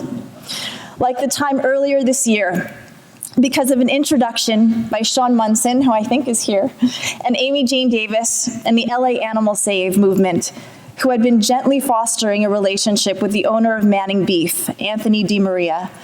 I was invited along with Kat Von D and Jermaine Jackson Jr. and Anthony Katagas and Chef Ito and Russell Simmons to the killing floor of Manning Beef to bear witness. Because of the respectful dialogue that had been fostered between Sean and LA Animal Save, I received an offer that I could not refuse as I stood crying outside of the slaughterhouse. Anthony said to prove his respect for all of us, he would gift me a cow. After about a month, sure enough, I got a call at 7 o'clock in the morning, and he told me that something very rare had happened, and a baby calf was born at the slaughterhouse. He said in a week I could come and collect the baby. I said, not so fast, not without the mother. He said I would have to legally purchase her for a couple $1,000s, and while animal rights people don't give money typically to enemy enterprises, that baby needed her mom. Within an hour, songwriter and activist extraordinaire Diane Warren had a transfer truck and a check ready. The entire last-minute rescue was live-streamed on Jane Unchained, where we still can't watch it, because looking into the pleading eyes of all of the other cows who would never make it out alive will forever haunt us. But the baby and the mother are doing really well.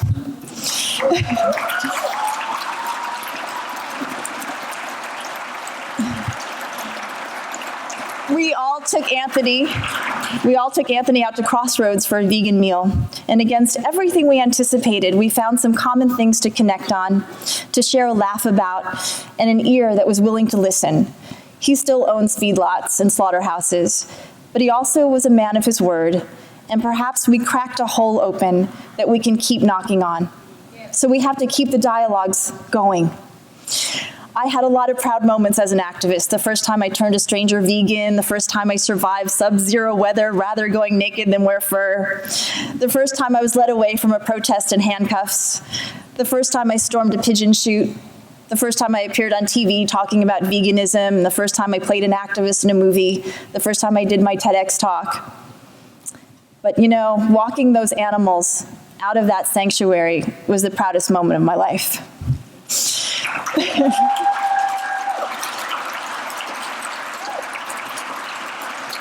And oh yeah, the check was never cashed.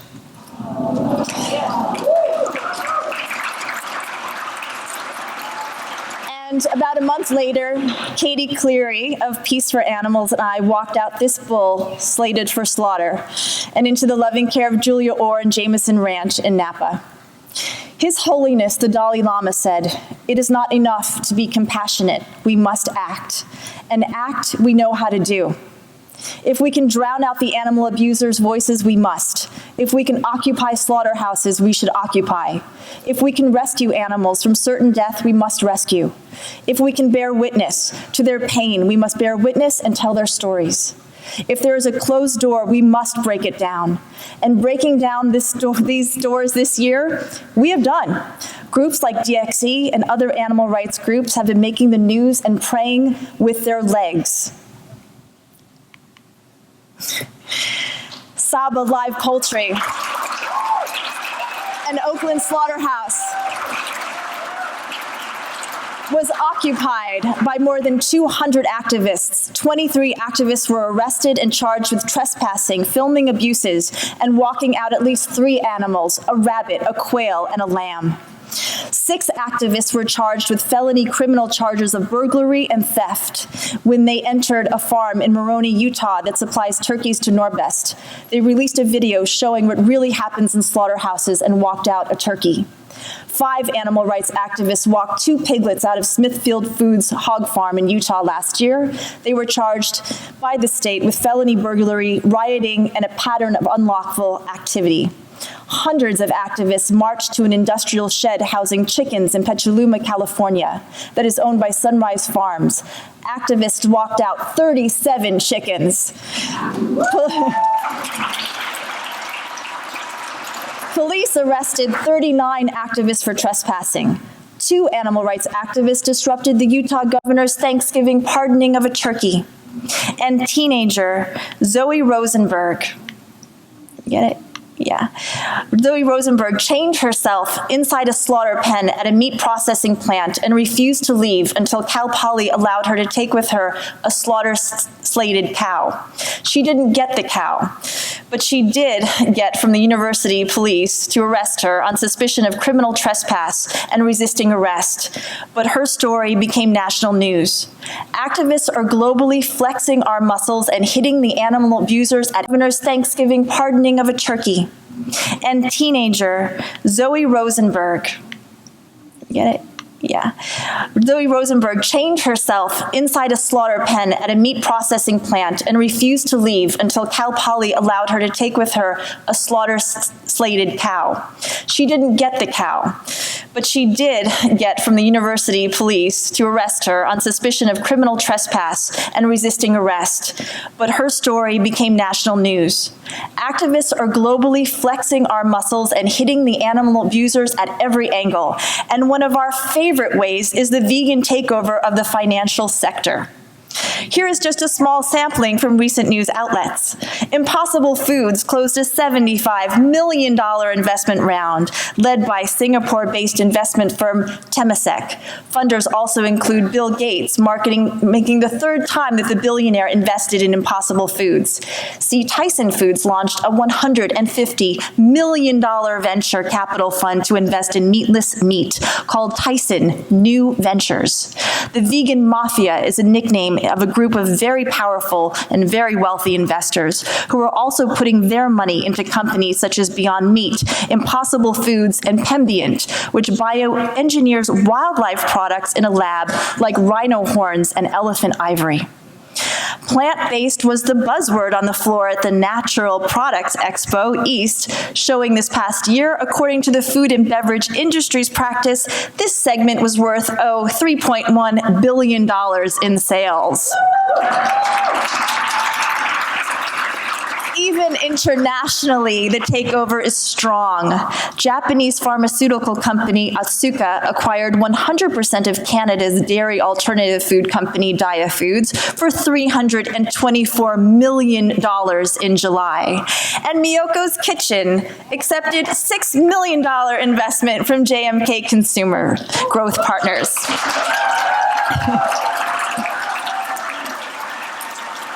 According to Data Essential, non-dairy products underwent a 20% growth spurt over the past year, making this segment worth $700 million in sales. Meanwhile, traditional cow's milk sales dropped 5%. That, my friends, is what's called disruptive, and it positions the animals to win. I reject the notion that our activism must adhere to one rule, to fight one way, and that one method is better than the other to advance our total global animal liberation fight. Diversity, as I see it, is a strategy in itself. It allows us to try higher risk methods and strategies without gambling our success as one movement on just one strategy. Our movement must embrace all avenues, the methodical and the radical, the smaller, incremental animal welfare reform, as well as the shake up the system and take no prisoners approach. I have always said, we need the Martin Luther Kings and the Malcolm X's. After years of grassroots activism, I jumped at the chance to join social compassion and legislation, where we create laws that, when passed, force people by law to do what's right by animals. We sponsor landmark legislation at local, state, and federal levels. We lobby at the Capitol, and since the animals don't have a vote, they must have a voice. A revolution must rock the halls of the legislature, forcing a change of the old guard, because it is through governing laws that true change for animals takes place. And we have. This year, as you heard, we saw our bills making into law, including the sale of mill-bred cats, dogs, and rabbits illegal in the state of California, and mandating that all animals offered at pet shops be from a rescue or a shelter.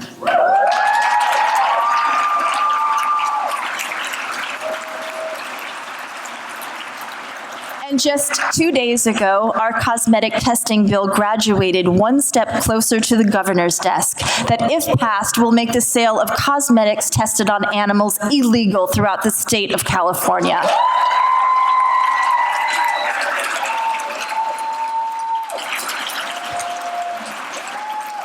Our revolution is global domination. Marches for the animal rights in the last year have seen people praying with their legs that have reached up to, in one march alone, 30,000 people in Tel Aviv standing up for animal rights. And that's what it looks like.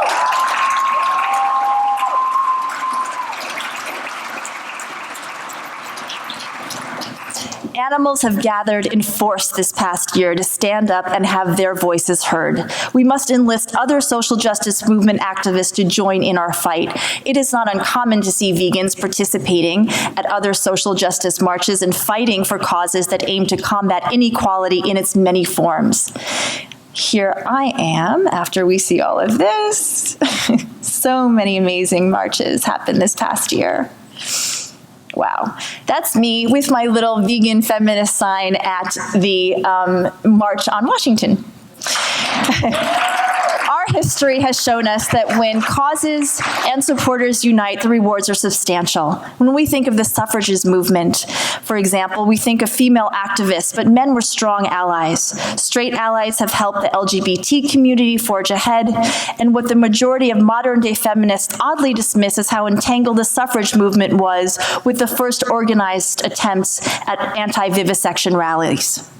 The civil rights movement, for example, saw blacks and whites working together to combat institutionalized discrimination and, in some U.S. states, total segregation.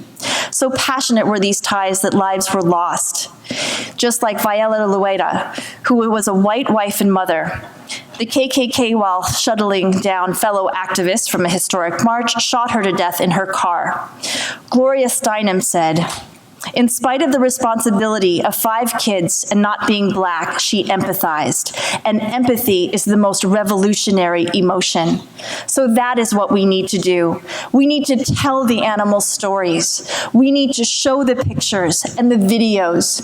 We need to absolutely get into people's psyches by using empathy, because it's their stories that people need to hear, and it's their stories that only we can tell. So let's keep telling those stories until every cage is empty and every tank is drained.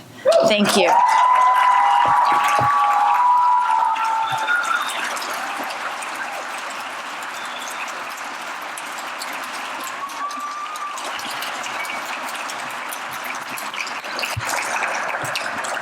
Incredibly, incredibly moving. You know, I just have to add that we have at Miyoko's Kitchen 2 employees who worked at that Petaluma poultry processing plant. They're vegan now. So yes, it can happen. They saw the slaughter, they've told me the stories, and they're vegan. So, I mean, it's incredible. You know, people can change. And I live in ag land surrounded by dairy and beef ranches, and it's so important to keep that line of communication open. You have to become a member of the community that communicates, not live in your vegan bubble, but really, really reach out. There's also an organization called farmtransformers.org. If you're not familiar with it, it's a nonprofit that exists solely to help ranchers transition to a plant-based industry. So if you know of a rancher or a farmer who wants to transition, farmtransformers.org. So, all right. I have the pleasure of introducing our next speaker, who is charming and witty and has this fabulous talk. I've heard him many times and have been so entertained. Thank you so much, panelists.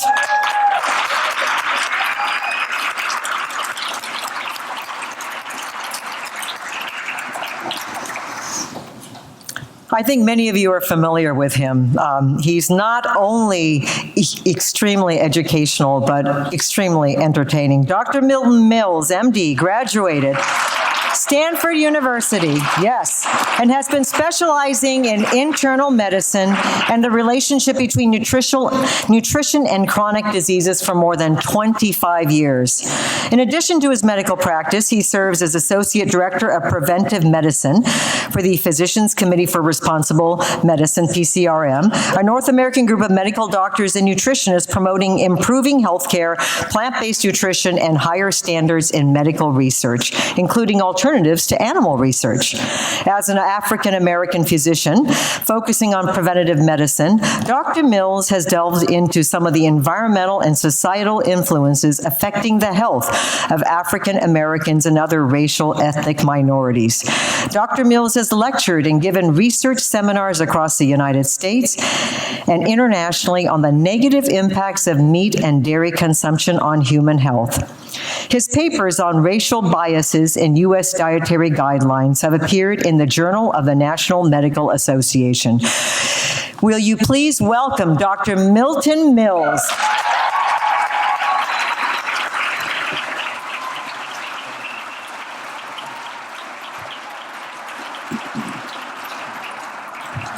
Wow, it is right up here.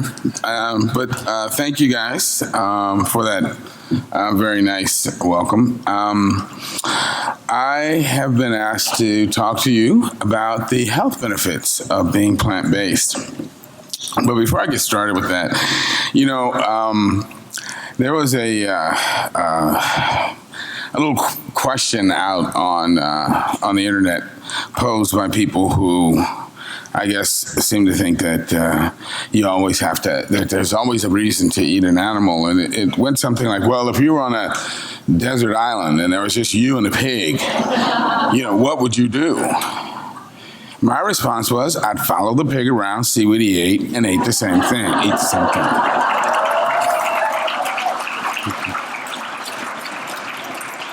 Not only, thank you, is that more humane, it's actually more sustainable.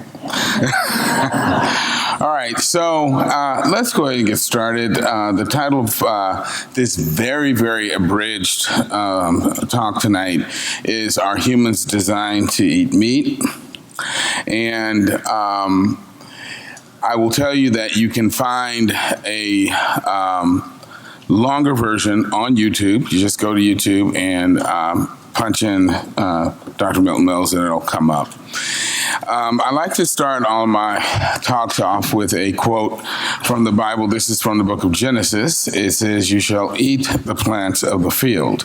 And that was the instructions God gave to Adam and Eve once he actually asked them to leave the garden. But it was good advice then. Excuse me, it's good advice now.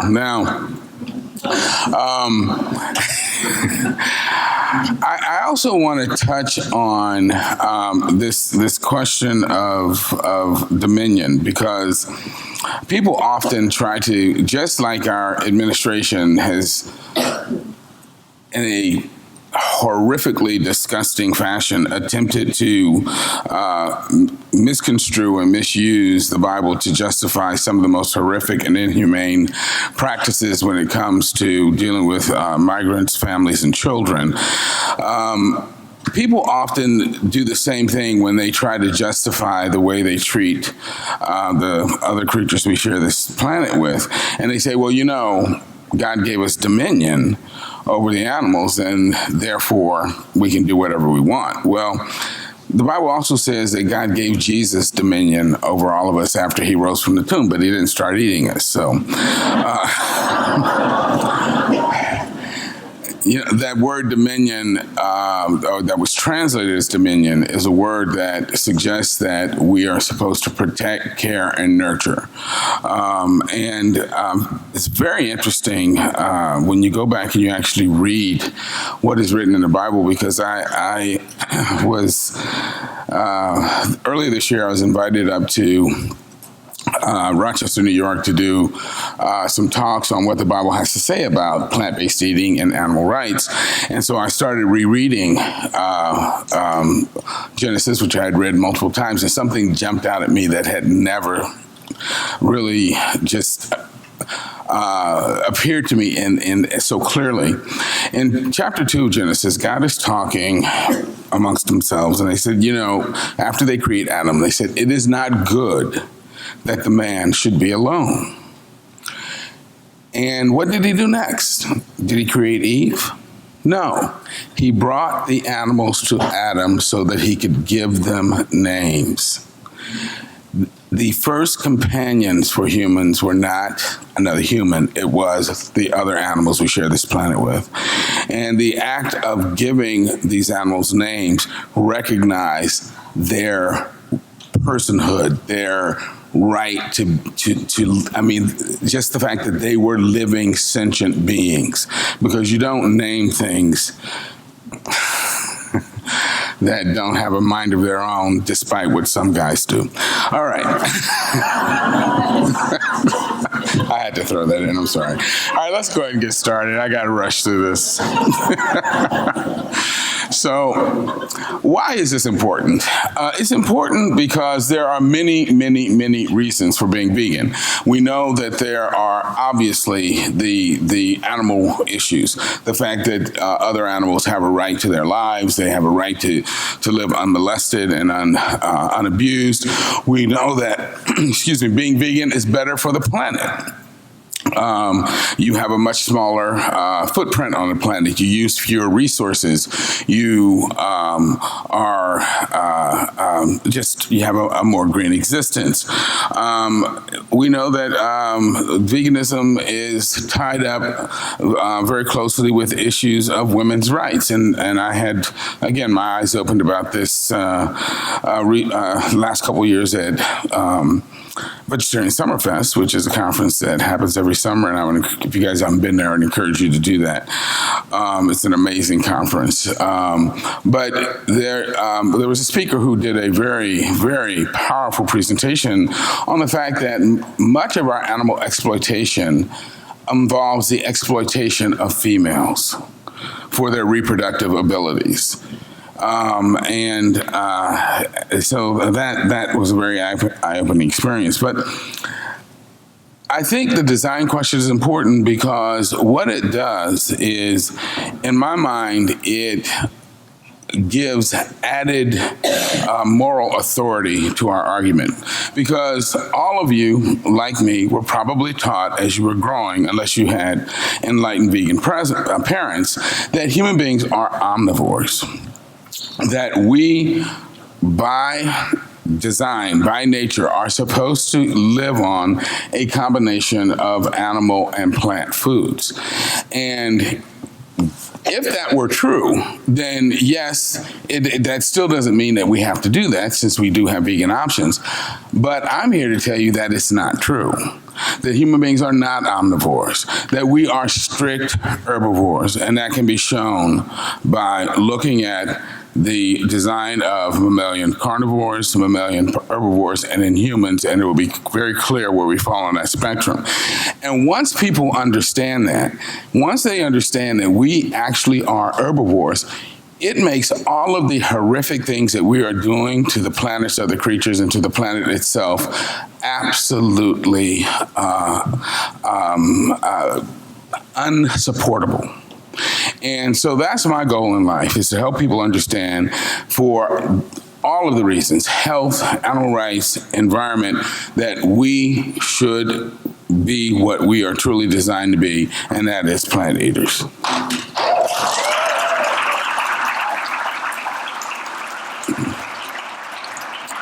So, experts estimate that up to 80% of the chronic disease and premature death that we see in Western countries could be prevented by simply changing our diet and lifestyle. And that is an absolutely staggering number, which I'm going to let you contemplate later on tonight as you lay down to go to bed. Because if I ask for a show of hands, how many of you know someone who's had a heart attack, a stroke, diabetes, or cancer, I think every hand in this room would go up. But if you think about the fact that 80% of you could keep your hand in your lap if we were all vegans, that is really sobering and a staggering statistic. So much of the misery that we inflict on ourselves and others could be completely prevented if we would change the way we eat and live. So let's just briefly talk about what I call the metrics of feeding strategies and energy efficiency. Well, clearly, when animals decide to go eat something, herbivores and carnivores are confronted with two very different issues. The animals that eat this stuff have a very different issue from animals that try to eat other animals. Number one, plants don't get up and run around. Number two, they tend not to kick you or stab you with horns, and you know, in essence, try to fight you off. But the thing is that plants are typically only available in a certain area at a certain time. As this the seasons progress, those plants will cease to produce fruit or die off. And so if an animal is eating other plants, it has to be able to cover large tracts of area at a low energy cost so that it can find the food that it needs. On the other hand, animals that are designed to eat other animals have to be able to chase those animals down, bring them down without being injured themselves, and then dismember them so they can consume them. So they have very different body styles. Carnivores are designed for predation, meaning they are designed to chase down other animals, kill them, dismember them, and consume them. And so as a result, they are anatomically designed for running and for chasing. And as a result, their bodies are permanently fixed in a runner's crouch so that they can rapidly accelerate to chase something down. And then they have the weapons that enable them to bring their prey down. Now, herbivores, on the other hand, are designed for foraging, for covering large areas, looking for the particular plants that they eat without expending a lot of energy. All animals obviously have to procure their food in an energy-efficient fashion, because if you expend more energy getting the food that you eat than you can extract from that energy, what happens? You starve to death. You know, if I make you run a marathon and then give you a rice cake, what's going to happen to you? You're not going to be here very long. So as a result, when carnivores go out to hunt, they don't look for the biggest, strongest, most robust animals in the environment. Because those are the animals that are, one, either likely to outrun them or kill them when they're trying to feed on them. Instead, they look for weak, diseased, defective animals or very old animals, because those are the animals that are easiest to catch. They also look for animals that are very stupid, which means that if we were living in a natural environment, the Trumps wouldn't be here, but that's a different story.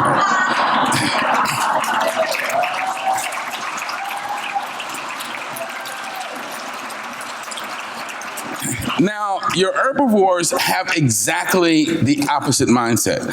Plant eaters do not want the dried out, blasted, wasted plant food. Why? Because those plants are not nutritious. They have lost their nutritive value. So herbivores spend all of their time walking around looking for the fresh, the most lush, the most verdant plant food available, because those are the plants that are likely to be the most nutritious. So in one sense, you can think of carnivores as looking for ugly food, and the herbivores as looking for beautiful food. Well, why do I make that point? Because if an animal that has an herbivore mindset preys upon other animals, instead of taking the defective genes out of the gene pool, they end up removing the best genes in the gene pool and driving those prey species to extinction. And that's one of the major problems with the way humans eat other animals. So again, that brings up this concept of energy out versus energy in, as I spoke of previously. And as I said, the carnivores prefer the weak, the diseased, the unhealthy, and in that way they strengthen the gene pools of the animals that they feed on. We end up driving them to extinction. So let's look at your typical carnivore. And what you see is that these animals typically are streamlined. They're designed for running and chasing prey so that they can, again, run up on an animal that they're trying to bring down. They have a thick, muscular, sturdy neck. They have forward deployed weapons, meaning that their teeth and claws are right up front, so that once they catch up to an animal, they can grapple with it and bring it down in an efficient fashion. They have what's called a digitigrade stance, meaning that they are permanently on their toes. Now, when we watch a race at the Olympics, the announcer says, "All right, runners, on your mark, get set." When he says that, we humans, because we're flat-footed, we have to get up on our toes, right? Well, I'm going to show you a carnivore skeleton in a minute, you'll see that these animals are always on their toes. Their heel is about a third of the way up their leg, and thus they are always ready to run. Also, being up on their toes makes their legs longer, which increases their stride length, which makes them faster when they run. Let's see. They have the permanently flexed joints, which I mentioned.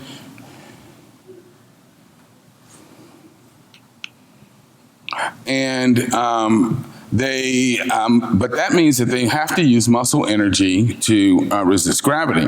So we're going to do a brief little exercise. I want everybody in this room who can stand without difficulty to stand up.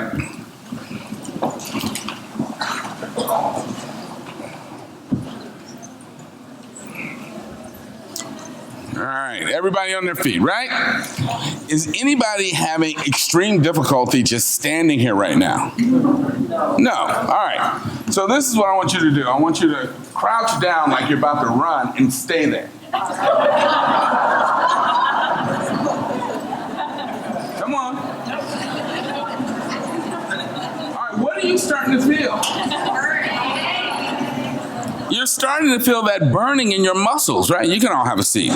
So that is the difference between when you're standing up and your skeleton is resisting gravity versus when you're in that runner's crouch and your muscles have to resist gravity. That's why carnivores, if they're not actively chasing something or moving, they go lay down because it takes too much energy for them to stand up. And they have senses that are designed for not only locating prey, but specifically locating injured and sick prey. And in medicine, we're starting to use this ability by training companion animals to detect when someone is about to have a seizure or their blood sugar falls, or even when they have cancer. And so what people have come to understand is that when carnivores go out to hunt, they're not hunting randomly. They are selectively isolating and picking out animals that are in some way sick or diseased, because again, that makes it much easier for them to catch these animals. Now, when you look at what I refer to as vulnerable herbivores, you see that they're designed for standing and moving around at a very low energy cost, so they have very straight legs, so that, like you, when they're standing up, it doesn't bother them. Some of these animals, because they're four-legged, are so well designed with respect to standing that they can actually sleep standing up. They tend to live in large social groups. They have even lighter, skinnier limbs, so that the cost of running for them is reduced even further. And they have what's called an ungular-grade stance, which is why they're often referred to as ungulates. And what does that mean? That means whereas the carnivores are on the balls of their feet, the herbivores are literally on the tips of their toes like a ballerina. And furthermore, they have actually reduced the number of toes down to 2, 3, and in the case of horses, 1 toe. And again, that lowers the energy cost of running, makes them even faster than the carnivores, and that means that when they are a carnivore chasing them, if they're healthy, they will not be caught. Their nails, instead of being sharp claws, are flat and blunt, and their eyes may have full spectrum color vision, and they're usually most active during the day. Carnivores, by contrast, have generally black and white vision and are most active at night. Why? Because animals are asleep at night, makes them easier to catch. And this just gives you an idea of that difference in limb structure. This is a cat skeleton drawn to scale with an elephant's. And you see how the elephant's limbs are much straighter. And so that when that elephant is standing, it's the skeleton resisting gravity, not its muscles. Carnivores have reduced facial musculature so that they can open their mouths very wide, grab onto prey. They have very strong jaws that allow them to dismember prey, crush bones, and so forth. Their jaw is a simple hinge joint, has minimal side-to-side movement, does not move backwards and forwards because they need a very stable jaw if they're going to wrestle a struggling animal down and dismember it. And they have tremendous bite forces. Wolves can develop about 400 to 500 pounds per square inch. Lions and tigers can get up to 700 to 800 pounds per square inch, and hyenas can actually do 1,000 pounds per square inch. Whereas humans, the best we can do is about 150 pounds per sure inch, which is good enough to crack a walnut, but not a Brazil nut. And you can see from this picture of a wolf's skull that the jaw joint is in the same plain as the cheek teeth, which in essence allows the jaws to act like a pair of shears. They have these blade-like molars, long dagger-like canines, and this is all very efficient and very effective for dismembering prey. This area of the jaw called the angle of the mandible is vestigial in these animals. Contrast that with the herbivores, which have well-developed facial musculature, very small opening into the oral cavity, and when you look at the skull, the angle of the mandible is expanded to allow for the attachment of the muscles that operate the jaw in these animals, which are the masseter and pterygoids. By the way, everybody touch your face like this and bite down. That muscle you feel popping out there, those are the masseters. The jaw joint in herbivores is moved to a position above the plane of the cheek teeth, meaning that when the jaw closes, the molars come down flat on top of each other, not that slicing action you see in the carnivores. So in the carnivores, the jaws close in a vertical fashion, whereas in the herbivores, the jaws slide across each other in a horizontal fashion. And that also gives herbivores a great advantage because they have a walled-in oral cavity. They can do what I'm about to do. They can suck up water. Whereas because the carnivores cannot create a vacuum, they have to lap up water. So if you can suck up water and use a straw, that tells you what you should be eating. If, on the other hand, you have to lap your water up, see me after the lecture, I'm going to give you some help.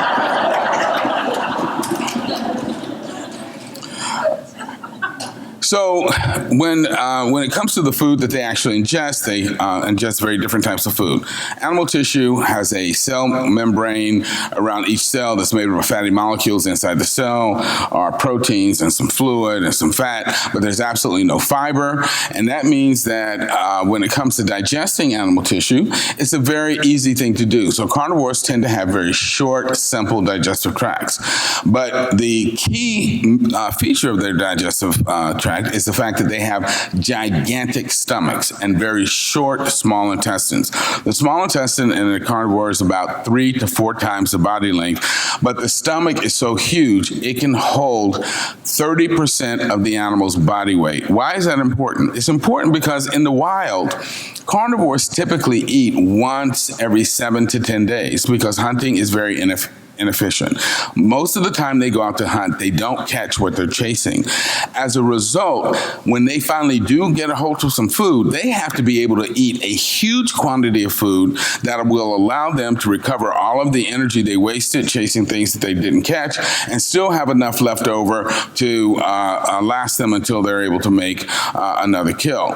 Their small intestine is very short because, again, without fiber, the food is, the animal tissue is easily absorbed, and their colons are also short and straight and smooth because once the residue gets to the colon, the only thing that can happen if it stays in a warm body is it starts to putrefy and release toxins, so they need to get it out of their system as quickly as possible.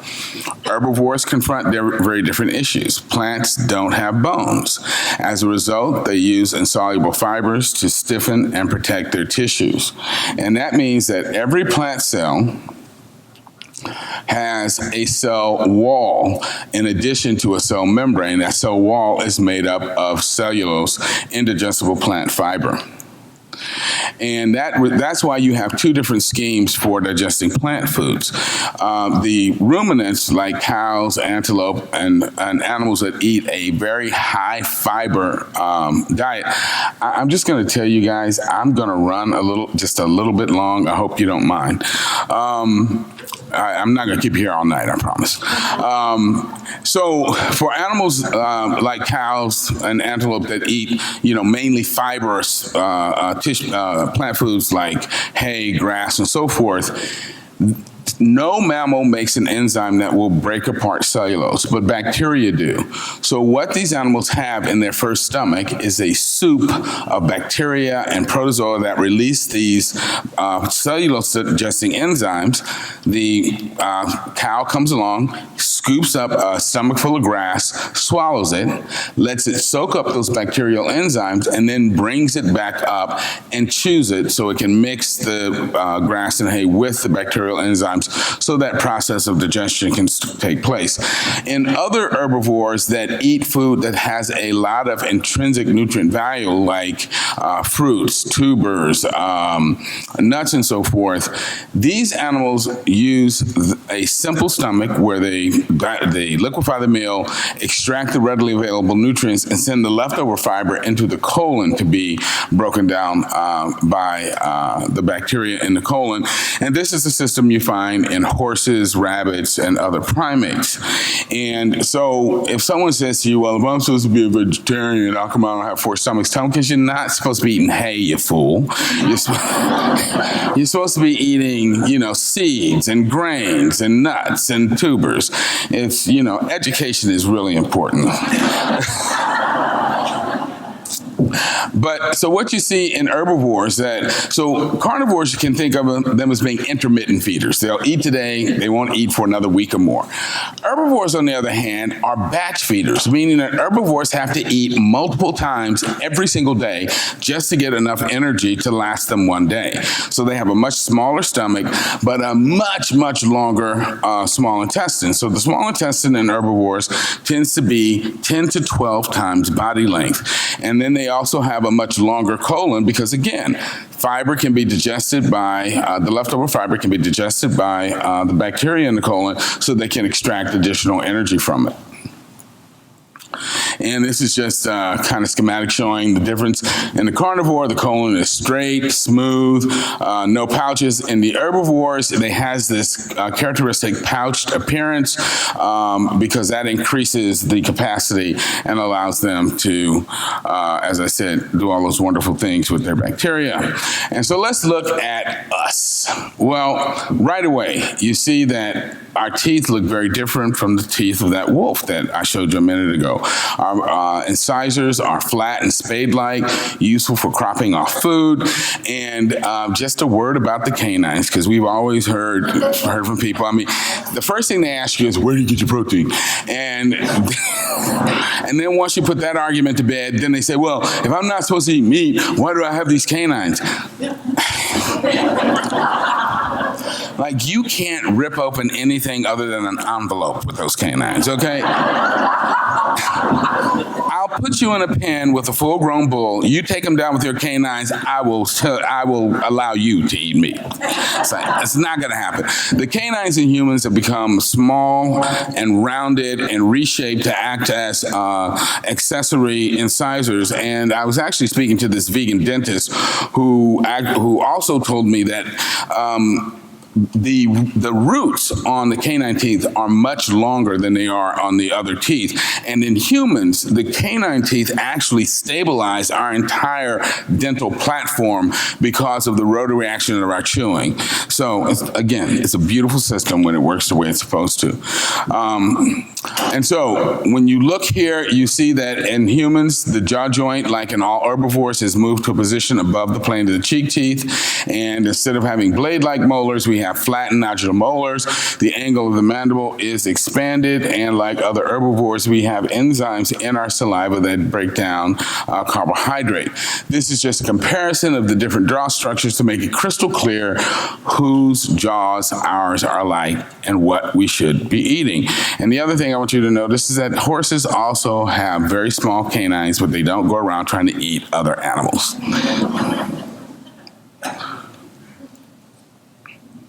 Again, the full version of this lecture is available on YouTube, and you guys will be able to spend as much time as you need to kind of read all this information, because I got a ton of information here.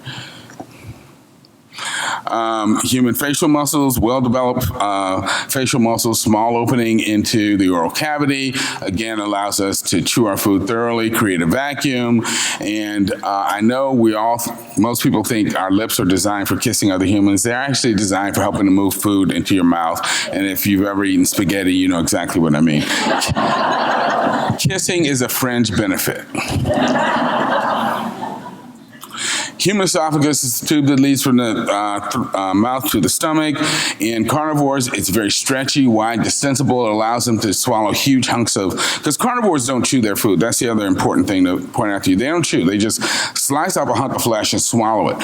Herbivores, because of all that fiber, they have to chew the food to disrupt the cell membranes and the plant tissues so that the digestive enzymes can get into the nutrients to digest them so they can be absorbed.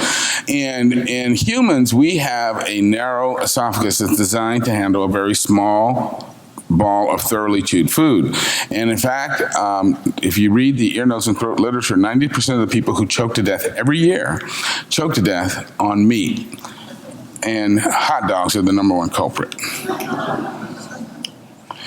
Human stomach, very small, not very acidic, only holds about 25% of our gut capacity. Like all herbivores, we have to eat multiple times every single day just to extract enough energy to last us one day.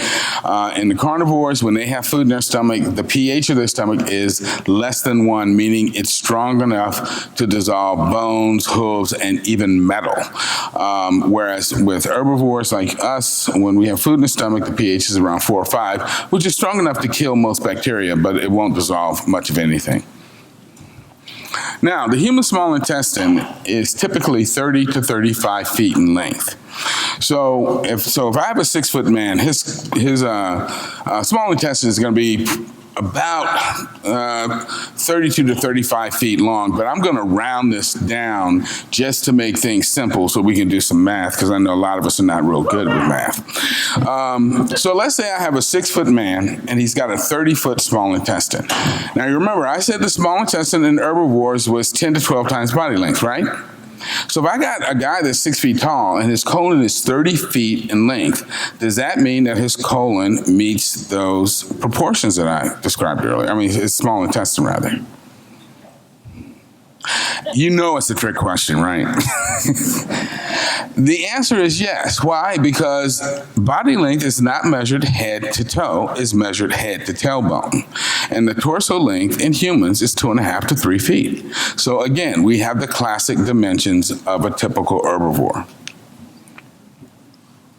The human colon, again, has that pouched appearance and structure that you see in other herbivores. Furthermore, we have an appendix. An appendix is only found in plant-eating animals.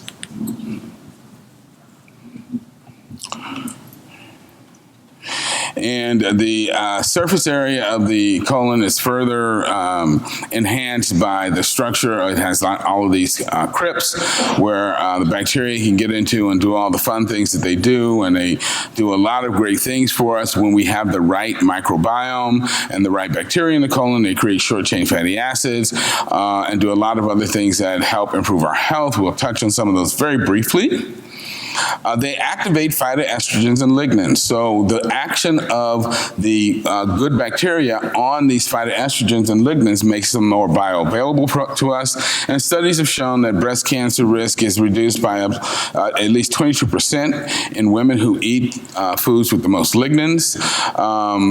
And in men, the PSA, or prostatic specific antigen, has been reduced by 14% in men who have been diagnosed with prostate cancer, but are eating a high lignin diet. I can't read the slide from here. Somebody's head is in the way. Thank you. All right. The soy phytoestrogens are actually acted upon by the bacteria in our colon to make them, again, more active and more bioavailable. And just a word about phytoestrogens, because there's a bunch of nonsense on the internet. And you know, the great thing about the internet is that everybody has access to it, right? And it's a very democratic form of social media and interaction. The bad thing about the internet is that everybody has access to it. And so you have a lot of idiots out there posting a bunch of nonsense. And so people have, I've had people come up to me and say, I'm concerned about eating soy because I heard that it reduces, fertility in men, or it makes men grow breasts, and should I be eating this? And I'm like, okay, think about it. the country that, two of the countries that eat the most soy on this earth are Japan and China. I've never seen Chinese men wearing bras. And number two, they have the lowest rates of prostate and breast cancer. And number three, it's the frickin' most fertile country on earth. Okay? So clearly, these phytoestrogens are not causing problems with the guys getting busy. All right. Again, can you move your head a little bit? Excuse me. Yeah, there you go. All right, so metabolism of these phytoestrogens, as I said, makes them more bioavailable. And lastly, bacterial strains that are most efficient at doing this are those that are associated with plant-based diet. Okay. All right. My compadre here is telling me that, unfortunately, I got to wrap this up. So can somebody skip to my very end last slide, well, the one that says epilogue? Like I said, you guys can find all this out on YouTube. Can you, like, just skip to the very last slide? Yeah, the one that says epilogue. There's a bunch of stuff that'll tell you that being plant-based reduces your risk for dementia, depression, and anxiety. No, not him. The one before him. I'm sorry. Go down to the There's a slide that says epilogue. It comes after you see that pretty blue slide with the world? It's a couple slides after that.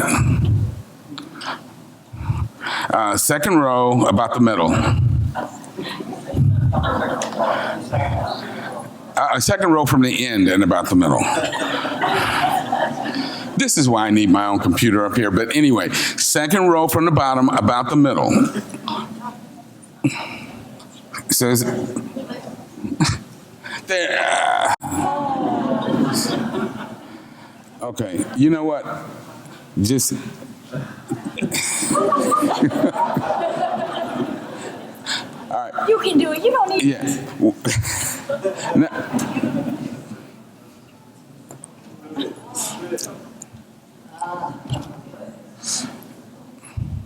Okay. You know what? I apologize. I misled you.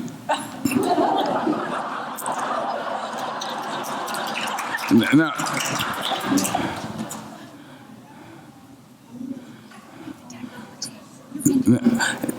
This I want to share with people, though. If you bring the thumbnails back up, I can show you exactly which one. It's the second one from the end on the second row from the bottom. I'll do announcements. Announcements while you find the slide.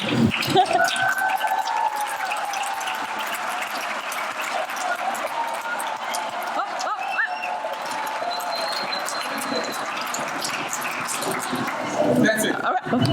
All right. Okay. All right. Can you bring it back up? That's the right slide. And again, I just have so much I want to share with you guys. Yes.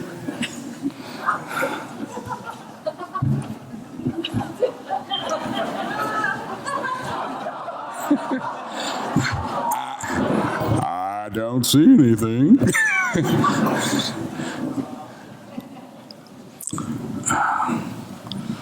Why? It's not showing, guys.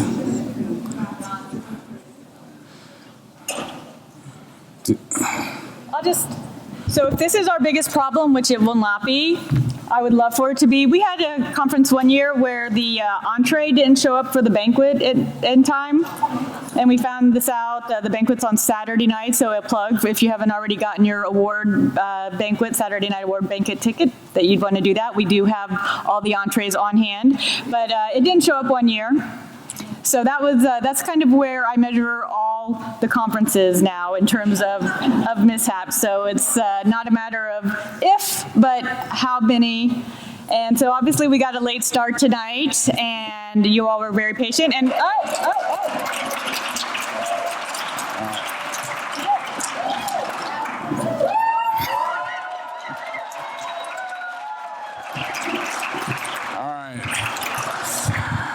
Okay, now, we have been spectacularly, you know what, I just realized I can't even read this, but you guys can. And the bottom line is that we have got to realize that we cannot allow profit-driven marketing campaigns to dictate how we eat and feed our families, because we end up stuffing ourselves and our children full of so much unhealthy food that we then throw our hands up in the air in disgust and distress when they and we come down with diabetes and heart disease, asthma, and depression and other ailments. And the things that it's important to realize is that these chronic diseases didn't fall from the sky at the behest of some malevolent God. They are the consequences of our own actions, and as such, it is within our power to change our behavior and improve our health.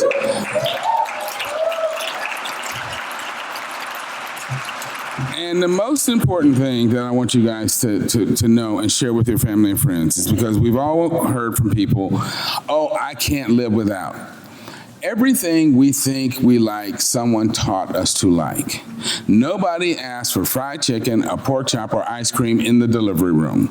We were all born without preferences, and just as we were taught to like unhealthy foods, we can instead learn to like things that are good for us.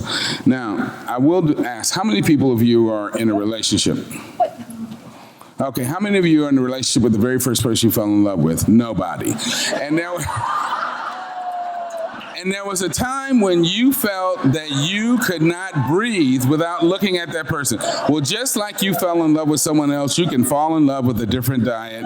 And we have to do this not only for our own health and well-being, but for the well-being of the planet and its other inhabitants. Thank you, guys.